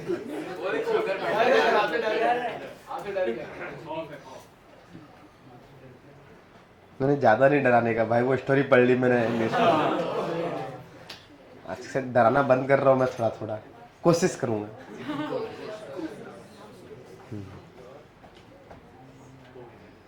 लेकिन क्या करें, वो कलयुग के बच्चों को क्या.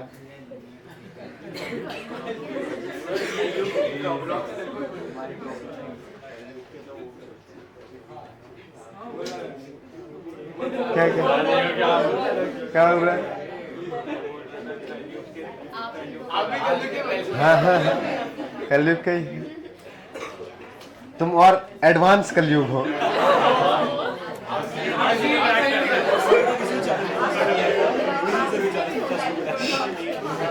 चलो अगला वाला, physical meaning. Physical meaning of derivative. Physical meaning of derivative. तो instantaneous rate of change of the function. अरे इंस्टेंट चीजें नहीं होती है.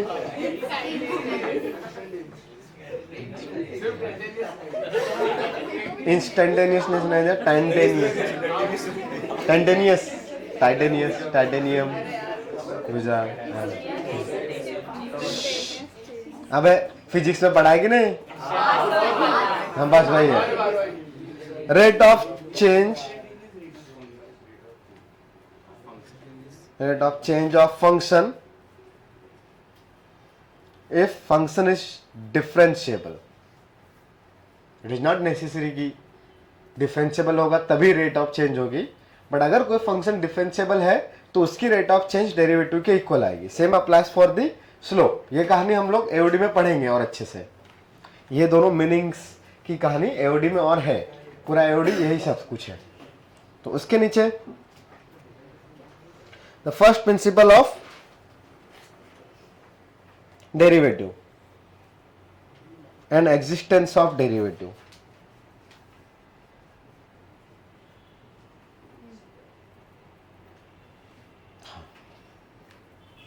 अब क्या नोट करने का है? ये कैलकुलेशंस. तो लिखो, हाँ, इफ ऐसा लिख लो, if slope is, if slope is y2 minus y1 by x2 minus x1, that is delta y by delta x,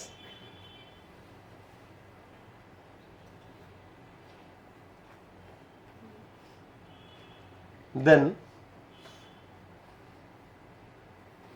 for tangent line,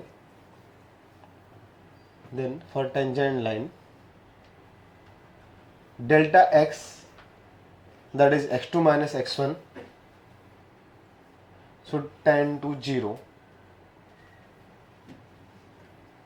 delta x that is x2 minus x1 should tend to 0। कोई confusion नहीं? Then derivative is defined as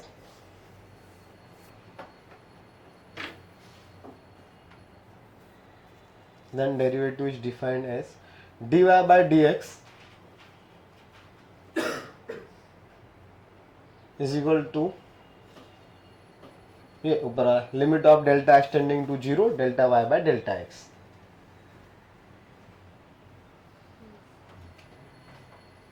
side में bracket में लिख लेना the general notations for derivatives are dy by dx f dash x df by dx, just y dash भी लिखते हैं sometimes. These are the some general notations। और भी है कुछ कुछ पर जाने दो उनको।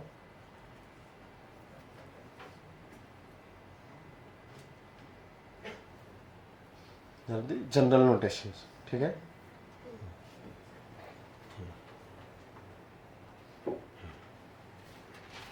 सो आगे नीचे की लाइन में लिखने का if delta x is H, ये वाला चीज, ये लिखने का जरूरत है क्या? ये तो समझ में आता है ना, x1 है तो y1 कौन होगा? f ऑफ x1 की लिखना है? लिख लो।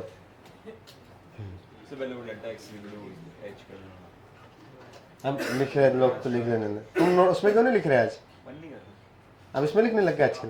मन करता है उसके केमिस्ट्री उस पे लिखते। ठीक है, हियर ऐसा लिख लेने का, here y1 is equal to f of x1, y2 is equal to f of x2,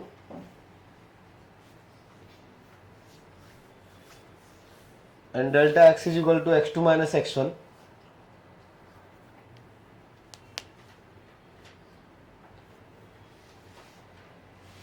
and delta x is equal to x2 minus x1, then dy by dx will be कुछ ऐसा, limit of delta x tending to 0 f of x2 minus f of x1 by x2 minus x1।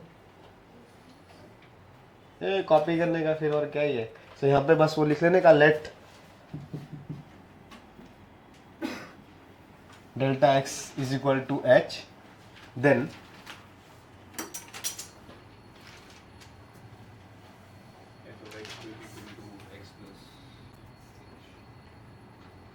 हाँ, then ऐसा ऐसा ऐसा, अच्छा ये and था क्या? इसको ब्रैकेट में डालने का और फिर लिखने का फर्स्ट प्रिंसिपल ऑफ डेरिवेटिव, नाम लिखने का उसका first principle of derivative. Board में क्वेश्चन आ जाता है, फर्स्ट प्रिंसिपल से सॉल्व करो। ज्यादा नहीं, थोड़ा बहुत चांस रहता आने का, पर डिफेंसिबिलिटी चेक करने के लिए हमें ये चाहिए रहता है। नॉट डिफरेंशिएबल तो LHD और LHD RHD इक्वल नहीं है तो नॉट डिफरेंशिएबल हो गया। हाँ, बट वो with respect to particular x ना, मतलब फंक्शन में अगर x की वैल्यूज है वो सारी चीजें, बट अगर हम दूसरे के रिस्पेक्टिव करें डिफरेंशिएट तो तब तो बात ही खत्म हो गई। यहाँ तो रेट ऑफ चेंज तो खुद के रिस्पेक्ट में देखोगे ना। अभी मान लो कि देखिए यहाँ पे मैं ये फैन का स्पीड बढ़ाऊं तो क्या उधर वो रेलवे ट्रैक पे चलने वाली ट्रेन पे इफेक्ट पड़ेगा? नहीं पड़ेगा ना। तो रिलेशन तो होना चाहिए ना। तो अगर उन दोनों में कोई कनेक्शन नहीं है तो फिर कुछ नहीं कर सकते। हाँ, लेकिन अगर इन दोनों में आपस में कुछ कनेक्शन है तो फिर एक चीज को दूसरे में कन्वर्ट करेंगे। उसके लिए आता है चेन रूल, जो डिफरेंशिएशन में पढ़ेंगे। f of x, f of g of x, वो सब चीजें चेन रूल याद है थोड़ा सा? तो वो हाँ, तो वो चीज में वही है कि आपके पास डायरेक्ट रिलेशन जो है वो नहीं दिखाई दे रहा है फंक्शन का, लेकिन उसके अंदर में कहीं ना कहीं वो कनेक्टेड है। तो फिर वो रिलेशन ढूंढना पड़ेगा। तो वो चेन रूल में आती चीजें, पर वहां पे भी एट द एंड हमें सेम वेरिएबल के रेस्पेक्ट में ही डिफरेंशिएशन करना है। कन्वर्ट करने के तरीके हैं बस। यही पूछ रहे थे या मैंने कुछ गलत समझा?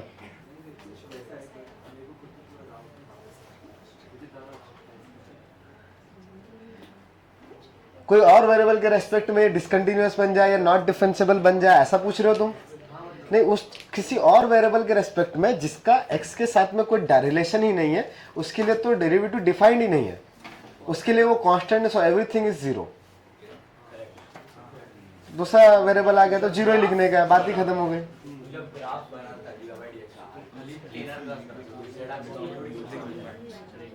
हाँ, तो x के साथ रिलेशन चाहिए, करेक्ट। हाँ, ये लिखा, ये लिखा ऊपर वाला, हाँ, उसके नीचे वो LHD और RHD लिखा। ये वाला तो ऐसे ही था, ये भी लिखोगे क्या? हाँ, अगर किसी को इसमें याद नहीं रहती चीजें, इसमें कंफ्यूजन होता है तो लिख लेने का, ये सब कहानियां एक ही है। ब्रैकेट में लिख लेने का note, f of a plus a plus can be written as a plus 0 plus or can be written as a plus h for h tending to 0। अगर किसी को नहीं आता है तो वो याद नहीं रहता है, कंफ्यूजन हो जाता है, तो वो लिख सकते हैं। और ये आई कंडीशन फॉर डिफेंसिबिलिटी, तो यहां पे साइड में लिख देने का, a function f of x will be differentiable at x if and only if a function f of x will be differentiable at x if and only if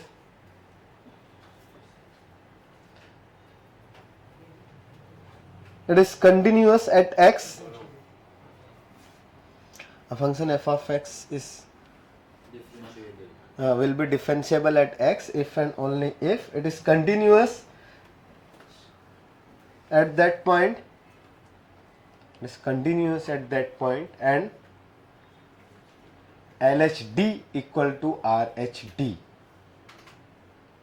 if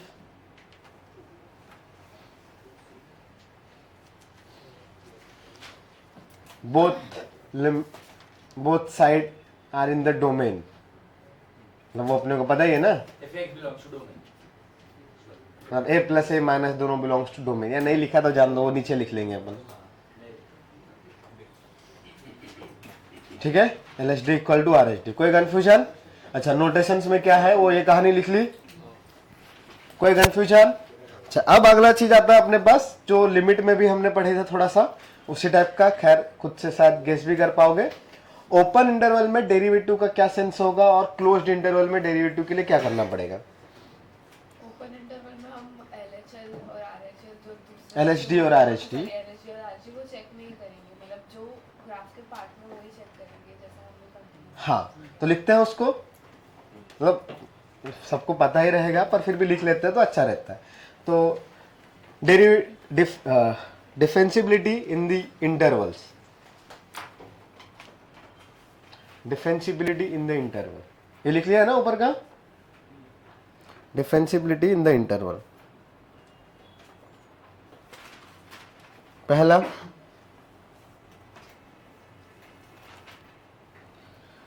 a function y is equal to f of x is called differentiable in open interval a to b. A function y is equal to f of x, a function y is equal to f of x is called differentiable or derivable।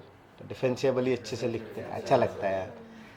It's called a function y is equal to f of x is called differentiable in open interval a comma b, in open interval a comma b if and only if it is differentiable at each and every point। तो कोई भी एक point पे अगर वो not differentiable हो गया, ठीक है लिख लिया तो अच्छा है। If it is differentiable at each and every point, if it is differentiable at each and every point between a and b। हाँ, सेम ही कहानी है, नहीं लिखवा था तब भी समझ जानी चाहिए थी, बट लिखने से अच्छा रहता है, कंफ्यूजन का भी क्रिएट होने के चांस खत्म हो जाते हैं। हाँ, सेकंड पॉइंट इसी में, a function is called differentiable in closed interval a to b Between A and B and AB. Between A and B and AB, no? हाँ, a function is called the differentiable in closed interval a to b. तो close inter word में भी लिख सकते हो या ऐसा bracket में तो जरूर लिख ही लेना. A differentiable is a function is called differentiable in closed interval a to b if it is differentiable in open interval.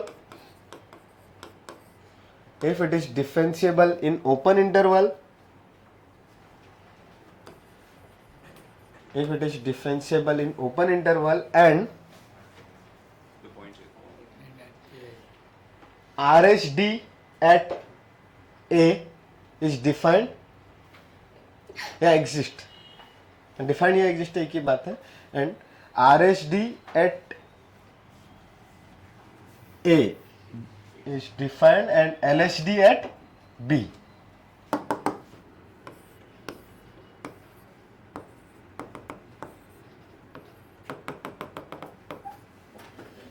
ऐसा कहानी है. तो ए और बी में अच्छा कंटिन्यूअस तो होना चाहिए ना. हाँ, क्लोज्ड इंटरवल. अच्छा वो कुछ लिखा क्या? रुको रुको, एक पॉइंट रह गया. A function y equal to f of x is a function y equal to differentiable economy and continuous at a and b and a are continuous in closed interval a to b and continuous in closed interval. थोड़ा सा line को change करना पड़ेगा. Continuous in closed interval a to b. वैसे जो लिखा है सब कुछ सही है, ठीक है, बट आपके पास इतना नेसेसरी नहीं है जितना लिखा है. देखो ध्यान से देखने का. अब function y equal to f of x is called differentiable in closed interval a, b if it is differentiable in open interval a, b and continuous in closed interval a to b. बस इतना ही enough है. वो जो बीच वाला part है उस पे already आ जाता है. हाँ, उसको चाहो तो कट कर दो. बिकॉज समटाइम्स उसका अगर वो नहीं पता चल रहा है, हाँ, तब भी हम डायरेक्ट बोल सकते हैं और क्वेश्चन में आपको वो चीज आएगी. तो एक ही लाइन से कट करो, ज्यादा ऐसा नहीं करने का. ठीक है, क्यों ऐसा? आपको पता है अगर ये कंटिन्यूअस है तो एग्जिस्ट करने वाला. हाँ, और ओपन इंटरवल में अगर वो डिफरेंशिएबल है तो जो लास्ट वाला पॉइंट होगा, लास्ट वाला पॉइंट वो एग्जिस्ट करेगा ही ना भाई. इधर तो बीच में हमेशा डिफरेंशिएबल है और जो ए पे आएगा limit of h tending to 0 f of a plus h minus f of a divided by h. तो ये एफ ऑफ ए और f of a plus h same है, अलग अलग है? सेम है, बिकॉज वो कंटिन्यूअस है. और जिदा क्यों अलग अलग है बेटा? ये हाँ, इसलिए अलग है. सुन लिया कर बेटा, मैंने बोला सब सेम है, इतने सारे लोगों ने चिल्लाया सेम है, कान में आवाज नहीं जाती? तो मैं इधर क्या कर रहा हूं? नाटक सुनना चाहिए ना. लिखने का टाइम देता हूं ना प्रॉपर. और लिख क्या रहा है? वो तो कब का स्टेटमेंट खत्म हो गया, मैं वही समझा रहा हूं. क्या लिख रही थी? सुन ले फिर से. क्या बोल रहा था मैं? हाँ, यहां पे ये h टेंडिंग टू 0 पे अगर मुझे चीजें देखनी है और बोल के रखा है कि ये फंक्शन कंटिन्यूअस है. ओके, अगर ये फंक्शन कंटिन्यूअस है तो f of a plus h और एफ ऑफ ए सेम होना ही चाहिए. ये कंटिन्यूटी का ही डेफिनेशन है. The limit of the function should value equal, limit और वैल्यू सेम आना चाहिए. तो f of a plus h minus f of a ये टेंडिंग टू 0 है. अब 0 है तो मे भी ये 1 डिग्री का हो, 2 डिग्री का हो, 3 डिग्री का हो, कितना भी डिग्री का हो, बट 0 तो है ना. और नीचे में एच है तो ये कुछ ना कुछ तो एग्जिस्ट करेगा ही ना, बिकॉज वो कंटिन्यूअस है. समझ में आ रहा है? तो ये कुछ भी आ जाए, कंपेयर करने के लिए एलएचडी है क्या हमारे पास? नहीं है, क्योंकि उसका डोमेन हाँ, डोमेन में नहीं है. तो एक ही वैल्यू आई, मतलब वही फंक्शन का डेरिवेटिव हो गया क्या एट दैट पॉइंट? तो वो तो ऑलवेज ही एग्जिस्ट करेगा ना. बस कुछ ना कुछ इसका वैल्यू आना चाहिए भाई. उससे पहले आरएचडी और एलएचडी में क्या था? यहाँ पे उससे पहले हमने जो देखा था अभी कि एलएचडी और आरएचडी इक्वल आए. ठीक है, यहाँ पे LHD है ही नहीं, ओनली RHD है, तो सिर्फ कंडीशन क्या बची, RHD शुड बी डिफाइंड, और RHD डिफाइंड मतलब एग्जिस्ट करे ये लिमिट, तो ये लिमिट एग्जिस्ट करने के लिए सिर्फ ये दोनों वैल्यू सेम चाहिए न्यूमरेटर वाली, अदरवाइज कुछ ना कुछ तो वैल्यू आ ही जाएगा। हाँ, और ये दोनों वैल्यू इक्वल हो गई मतलब उसको हम बोलते हैं कि कंटिन्यूअस। ठीक है, तो थ्योरेटिकल प्रॉब्लम्स भी यहाँ पे बनते हैं, जैसे मोर देन वन करेक्ट में भी चीजें आती है, इवन मेंस में भी आती है सिंगल ऑप्शन में, एक पॉइंट पे वो एंड पॉइंट्स पे कुछ बोलेगा, अंदर के पॉइंट्स पे कुछ बोलेगा, और समटाइम्स ऐसे फंक्शंस आते हैं जहाँ पे हम बीच के इंटरवल में फंक्शन पे कहीं डेरिवेटिव चेक कर पा रहे हैं या डायरेक्टली किसी तरीके से बता पा रहे हैं, बट एंड पॉइंट्स पे जो एक्सप्रेशन है उसको देख के नहीं बता पा रहे हैं। हाँ, कंटिन्यूटी चेक कर पा रहे हैं बट डिफरेंशिएबिलिटी चेक नहीं कर पा रहे हैं। बहुत अजीब अजीब फंक्शन आ गए, GIF आ गया, फ्रैक्शनल आ गया, उनका मिक्सअप कुछ आ गया उल्टा सीधा, मतलब सिंगल GIF ने बहुत कुछ अजीब सा आया, तो आपको डिफरेंशिएशन आप निकालना पॉसिबल नहीं हो रहा है। ठीक है, बट आप कंटिन्यूटी चेक कर पा रहे हो, तो आप बोल सकते हो कि पूरे इंटरवल में वो डिफरेंशिएबल होगा। ठीक है, और हाँ, वर्ड प्रॉब्लम्स में यहाँ पे क्वेश्चंस बनते हैं, तो ये थ्योरी वाइज भी चीजें आपको याद रखनी पड़ेगी। याद रहेगा? हाँ, ऐसे बहुत टफ वाला कुछ नहीं है, एक बार ठीक से पढ़ लिया तो याद रहता है। हाँ, बोलो। थोड़ा वो RHD वाला पार्ट वापस explain। यहाँ पे ओनली कंटिन्यूटी का रिक्वायरमेंट है।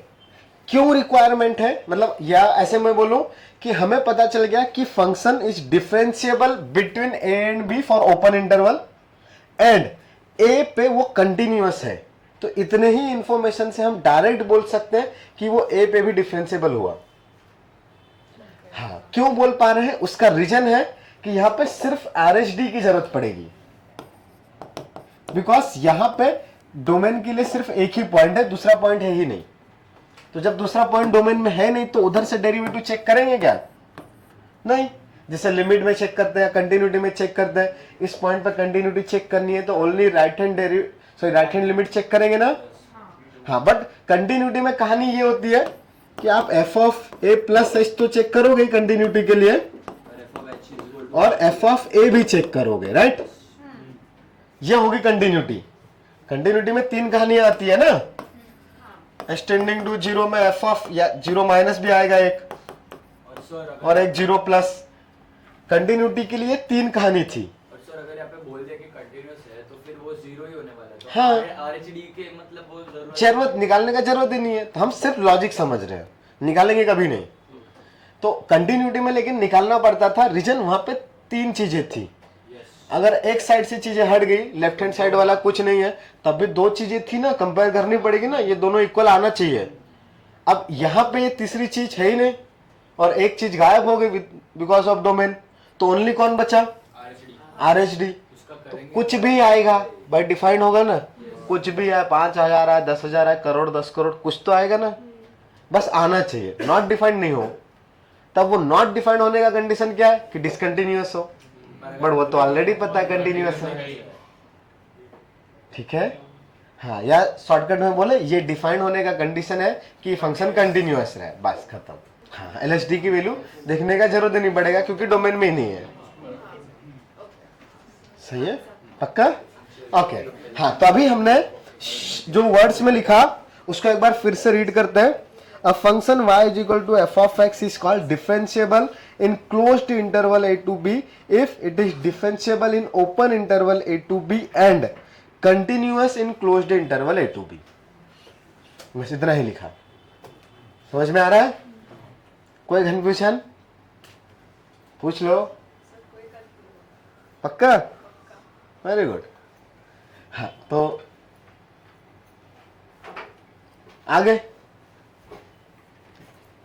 हो गया, थ्योरी खत्म, टॉपिक खत्म।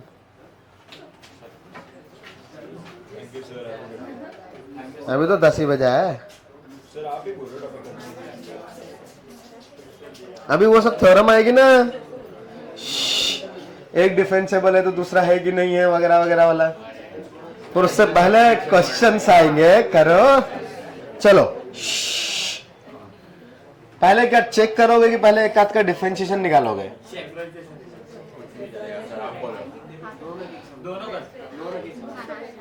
चलो, check the differentiability check the differentiability of the following functions at given point. पहला वाला क्वेश्चन बड़ा ही काम का है, उसका रिजल्ट याद कर स्टेटमेंट में लिखेंगे, खैर अभी तो बड़ा ही काम है। स्कूल की चीजें भूल सकते हो, अभी लॉजिक जो तुम्हारे दिमाग में आ रहा है तुम्हारा लॉजिक तुम लगाओ। रट्टा मार के रखा था पहले कुछ, वो चीज पे डाउट हो रहा है, भूल छोड़ दो उसको। तुमको जो अभी सही लग रहा है उसको वो आंसर दो। रट्टा मार के वाली चीजें नहीं चाहिए, भूल जाते हैं। ये नहीं था, ओके चलो मैं ट्राई करूं। पहला वाला ट्राई करते हैं। पहले वाले में थोड़ा मजेदार चीज है। तो पहले वाले में ग्राफिकली तो आपको देखो, ग्राफिकली भी आना चाहिए, अलजेब्रिकली भी आना चाहिए, सब कुछ तरीके से आपको आना ही चाहिए। बहुत छोटी छोटी चीजें हैं। तो पहला चीज मॉड एक्स अगर आपको कहीं पे भी दिखेगा तो मॉड एक्स मैंने बीच में पढ़ाया था कि नहीं पढ़ाया? अभी तक पढ़ाया था ना? हाँ, तो मॉड एक्स को एलिमिनेट करने के लिए, मॉड को एलिमिनेट करने के लिए क्या करेंगे? प्लस और माइनस वाला चीज। तो यहाँ पे एक्स पॉजिटिव होगा तो क्या आ जाएगा ये एक्स, और नेगेटिव होगा तो माइनस एक्स। ठीक है। हाँ, तो अब आप जीरो प्लस पे ये फंक्शन यूज करोगे, जीरो माइनस पे ये यूज करोगे। अब अच्छा, डायरेक्ट फॉर्मूलास आपको पता है, आप यहाँ पे ना डायरेक्ट डिफरेंशिएशन भी देख सकते हो। इसका डेरिवेटिव कितना आता है? 1। इसका तो एक साइड से 1 आएगा डिफरेंशिएशन और एक साइड से -1, तो डिफरेंशिएबल हुआ क्या? नहीं, तो नॉट डिफरेंशिएबल। ठीक है। या वो लिमिट वाला फॉर्मूला से चेक करोगे तो limit of h tending to 0 plus f of x plus h minus f of x divided by h, यही करते हैं, यही आएगा। तो कौन से पॉइंट पे आपको चेक करना है डिफरेंशिएबिलिटी, ये बताओ। तो 0 किसका है? h का वैल्यू पुट करो या x का? हाँ, ये जिस पॉइंट पे चेक करना है वो x है। तो f डैश ऑफ 0, ये कलर दिखाई दे रहा है पीछे से, तो limit of h tending to 0 plus ये f ऑफ 0, मतलब f क्या है? मॉड x ना, तो mod of 0 plus h minus mod of 0 divided by h, ये ऐसा लिखा हुआ है। या अभी मैं ना वो बिना प्लस वाला जनरल चीज लिखता हूं, फिर नीचे में उसको प्लस और माइनस के लिए दो अलग अलग लिख लेंगे, चलेगा? ये होता है फॉर्मूला। तो अब यहां से कलर ही नहीं है कोई सा, ये जाने दो, सब वाइट ही जैसे दिखते हैं यार। ये कौन है ऑरेंज? ठीक है। तो यहां से LHD और RHD आप दो वैल्यूज निकालो। LHD क्या आएगा? h tending to 0 minus mod h by h। तो 0 माइनस पे मॉड h का वैल्यू बेटा क्या लिखूं बताओ? h टेंडिंग टू यहां पे कितना है? 0 में, और ये क्या है? तो अब मुझे मॉड को एलिमिनेट करना है, तो सामने क्या लिखूं बताओ? 0 माइनस, आगे -1, हाँ, minus h divided by h, that is, हाँ, और RHD क्या आएगा? h टेंडिंग टू 0 प्लस के लिए ये मॉड h बाय h जो था ये डायरेक्ट 1 लिख दो, 1। तो दोनों अलग अलग हुए, कोई कंफ्यूजन नहीं। अब ऐसा हो क्यों रहा है? बेसिकली देखो, अगर ग्राफ देखोगे तो ये ग्राफ कुछ ऐसा होता है, एक साइड से ऐसा, दूसरी साइड से ऐसा आता है। तो लिमिट ऑफ x के जस्ट एक छोटा हाँ, तो वो ऊपर जा रहा है। तो यहाँ पे जो कहानी है ना, ये जो पॉइंट है वो एक साइड से सीधा स्लोप -1 आ रही है, दूसरे साइड से सीधा +1 है। ठीक है। तो वहां पे एक कॉर्नर बन रहा है क्या? हाँ, उस कॉर्नर को शार्प कॉर्नर बोलते हैं। ठीक है। हाँ, शार्प माइनस होता है ना, वैसा। हाँ, तो अब ये वर्ड अपने पास ऑप्शन में भी दिखेगा। अब इसके बारे में थोड़ी सी और बातें। अब शार्प कॉर्नर मतलब वहां पे फंक्शन कंटिन्यूअस है, कॉर्नर है बट डिफरेंशिएबल नहीं है, because right hand derivative left hand derivative अलग आएगा।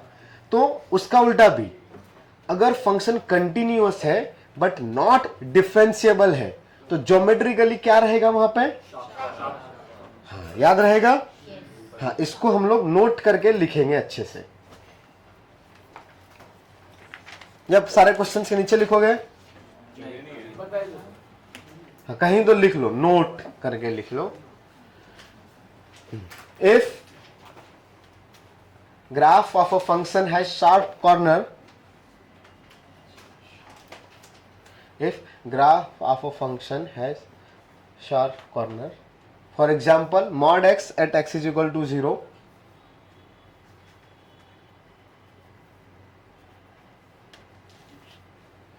if graph of a function has sharp corner, for example mod x at x equal to 0, then it will be continuous but not differentiable. मतलब continuity को पूछेगा नहीं उस case में, but हमने लिख लिया है discontinuous but not differentiable. In other words, नीचे लिखाएंगे या अदर वर्ड्स ऐसे कंटिन्यूस में लिख सकते हो, if function is if function is continuous at a point, मतलब इसका उल्टा, सेम स्टेटमेंट का उल्टा, ठीक है, कन्वर्स लिख रहे हैं हम लोग, वो भी काम में आता है. A function is continuous but not differentiable. Function is continuous but not differentiable. Then it will have a sharp corner. Converse भी ट्रू है. अच्छा, एक और चीज है, अगर आप बोल दिया है कि कोई फंक्शन डिफरेंशिएबल है, तो क्या फॉर श्योर वो कंटिन्यूअस होगा? किसको किसको लगता है हाँ? अगर बोल दिया है डिफरेंशिएबल है, फॉर श्योर कंटिन्यूअस होगा? बहुत कम लोगों को लगता है, तो हाँ ऑब्वियसली होगा भाई. कंडीशन ही है डिफरेंशिएबल होने के लिए. और स्लोप आपको मिलेगा कैसे? करेक्ट. हाँ, अगर कंटिन्यूअस नहीं रहा तो डिफरेंशिएबल होगा ही कैसे? स्लोप मिलेगा ही नहीं. सही बात है. उस पॉइंट पे नहीं है जहां पे वो डिसकंटिन्यूअस है. डोमेन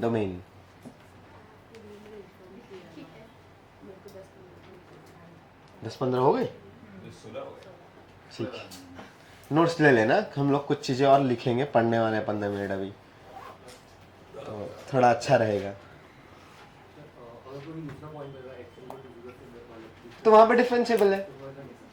हाँ, तभी ये वाला स्टेटमेंट जो बात कर रहे थे वो भी लिखने का है साथ में. इफ फंक्शन इज, नीचे की लाइन में लिखो, मतलब नोट लिख रहे थे ना, नीचे की लाइन में लिखो, if function is differentiable, if function is differentiable, then definitely it will be continuous.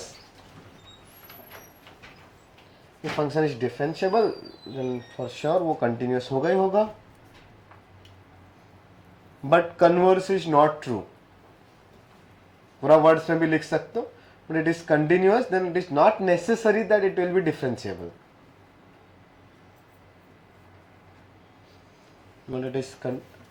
But if it is continuous, then it is not necessary that it is differentiable. समझ में आ रही बात है? मैं कंटिन्यूअस होगा तब जरूरी नहीं है ना कि डिफरेंशिएबल हो, जैसे यही वाला केस मॉड वाला. हाँ, बट डिफरेंशिएबल है तो कंटिन्यूअस तो होना ही चाहिए. कोई कंफ्यूजन? पक्का? हाँ, ठीक है. अभी और मॉड एक्स की थोड़ी सी बातें करेंगे. पहले ये वाला चीज लिखा क्या? हाँ, लिखना है. इसमें मैंने 2 मेथड से किया है. ये मेथड 1, इधर में मेथड 2. मेथड 1 का अगला स्टेप मैंने लिखा ही नहीं. क्या था वो? हाँ, डायरेक्टली यहां से एफ डैश ऑफ एक्स निकाल लो. कर सकते हैं ना वैसे. हाँ, अगर दोनों का डिफरेंशिएशन डिफाइंड है तो यस फॉर श्योर कर सकते हैं. जैसे यहाँ पे ये आ जाएगा, एक जगह से +1 और एक जगह से -1.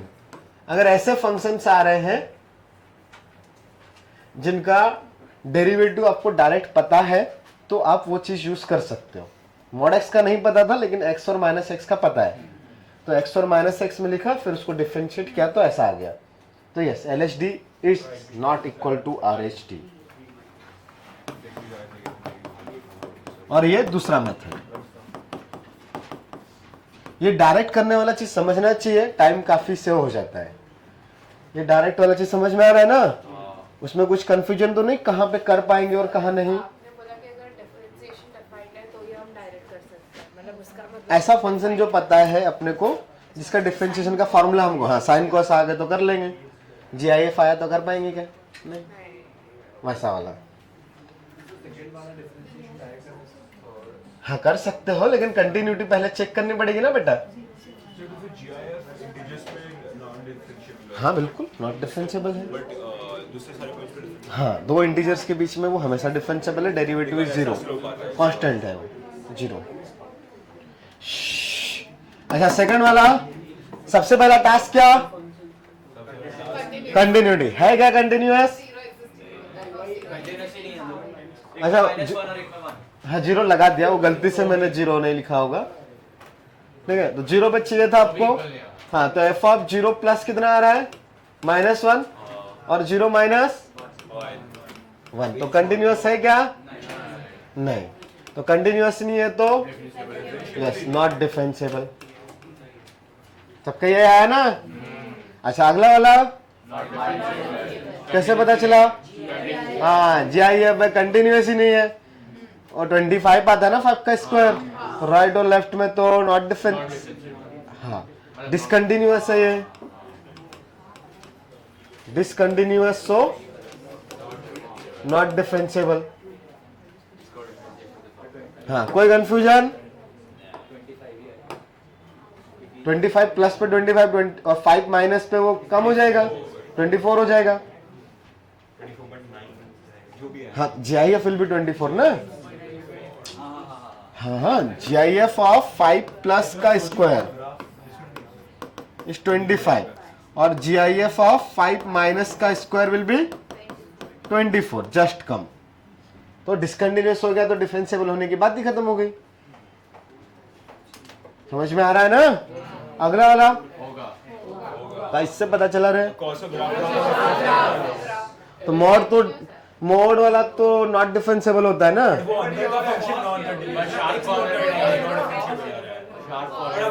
हाँ कॉर्नर नहीं है, करेक्ट, साफ कॉर्नर बन ही नहीं रहा है।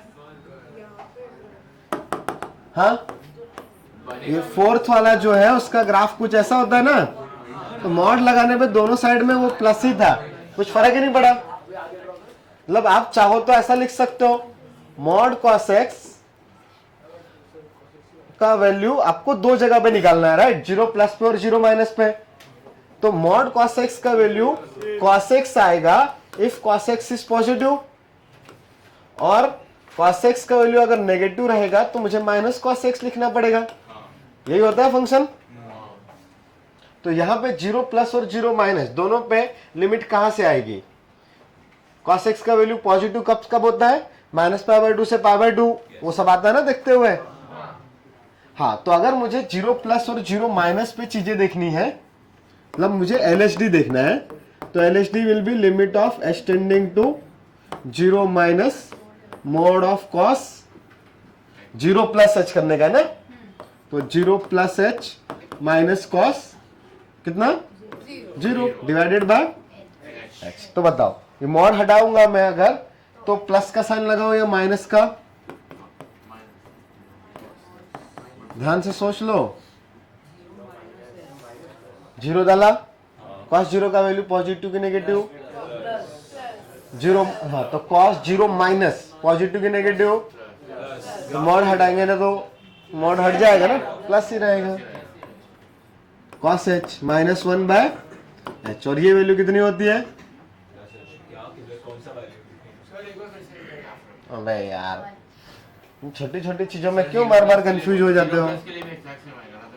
कि तुमको मॉड वर्ड आता नहीं क्या यार? कितनी बार तो पढ़ा दिया यार मैंने बीच बीच में। मॉड नहीं आता तुम लोग को? एकदम थोड़ा इशू। ऐसा क्यों? शुरुआत में नहीं पढ़ाया था, लेकिन बाद में तो कितनी बार तो तुमने बोला मॉड नहीं आता, तो पढ़ाया है ना। फिर हर बार मॉड में गलती क्यों करते हो? तुमको मॉड cos x क्या होता है नहीं पता? बताओ क्या होता है? मॉड हटाओ, cos x। कब cos x आएगा? गलत,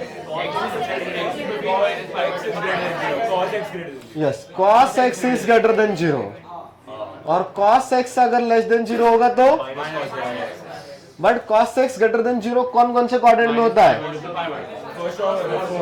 फर्स्ट और फोर्थ। तो for all x belongs to 2n pi minus pi by 2 से लेके 2n pi plus pi by 2 equal to भी कहीं लगा दे, जहां लगा दो कहीं पे भी। हाँ, और बाकी के बचे हुए इंटरवल में वो माइनस cos x आएगा। अब मुझे लिमिट कहां पे चेक करनी है बताओ? तो at x tending to 0 mod cos x क्या आएगा? ओनली cos x ना, राइट हैंड साइड और लेफ्ट हैंड साइड दोनों से। और cos x का डिफरेंशिएशन डिफाइन होगा या नहीं होगा? डिफरेंशिएबल होगा। तो फंक्शन डिफरेंशिएबल हुआ या नहीं हुआ? हुआ, तो हो गया काम। अरे आप ग्राफ से भी समझो, अगर आप 0 प्लस पे डालोगे तो भी वो cos x की वही वैल्यू आएगी। हाँ, अरे ग्राफ ऐसा बनेगा ना इसका। हाँ, तो 0 प्लस और 0 माइनस पे सेम वैल्यू आ रही है। तो 0 प्लस और 0 माइनस पे दिख सकता है आपको, डिफरेंशिएशन सेम ही आएगा। समझ में आता है? अच्छा, अगला वाला सबसे पहले चीज क्या चेक करेंगे? कंटिन्यूटी। तो कंटिन्यूअस है क्या? हाँ, 0 पुट किया तो 3 0 0 प्लस 3 3 3 आया, तो LHL इक्वल टू RHL। फिर उसके बाद क्या पुट करेंगे?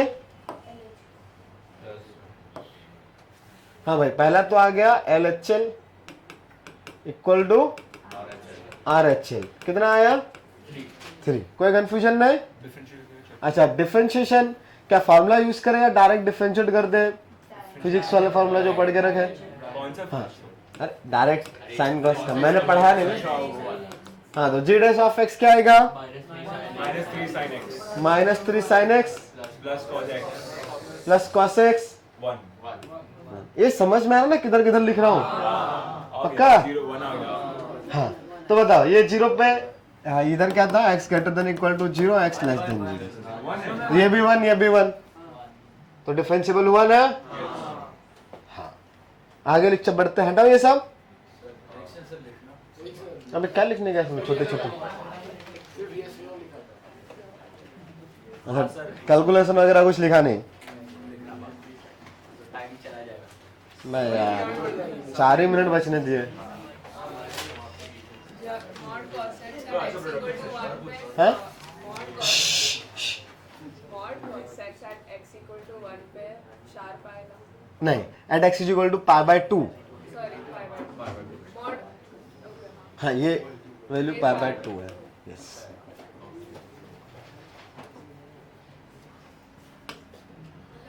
जो प्लीज तो ग्राफ टर्न हो रहा है। टर्न होने की भी कंडीशन है, पढ़ेंगे हम और अच्छे से अगली क्लास में।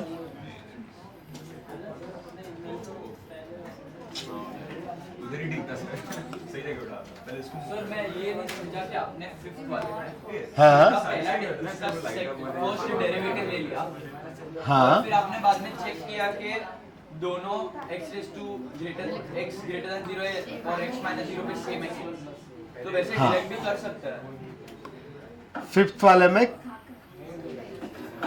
मैंने डायरेक्ट चेक नहीं किया, पहले चेक किया left hand derivative right hand derivative same है या नहीं। देख सकते हो ये LHL और RHL मैंने पहले निकाला। हाँ,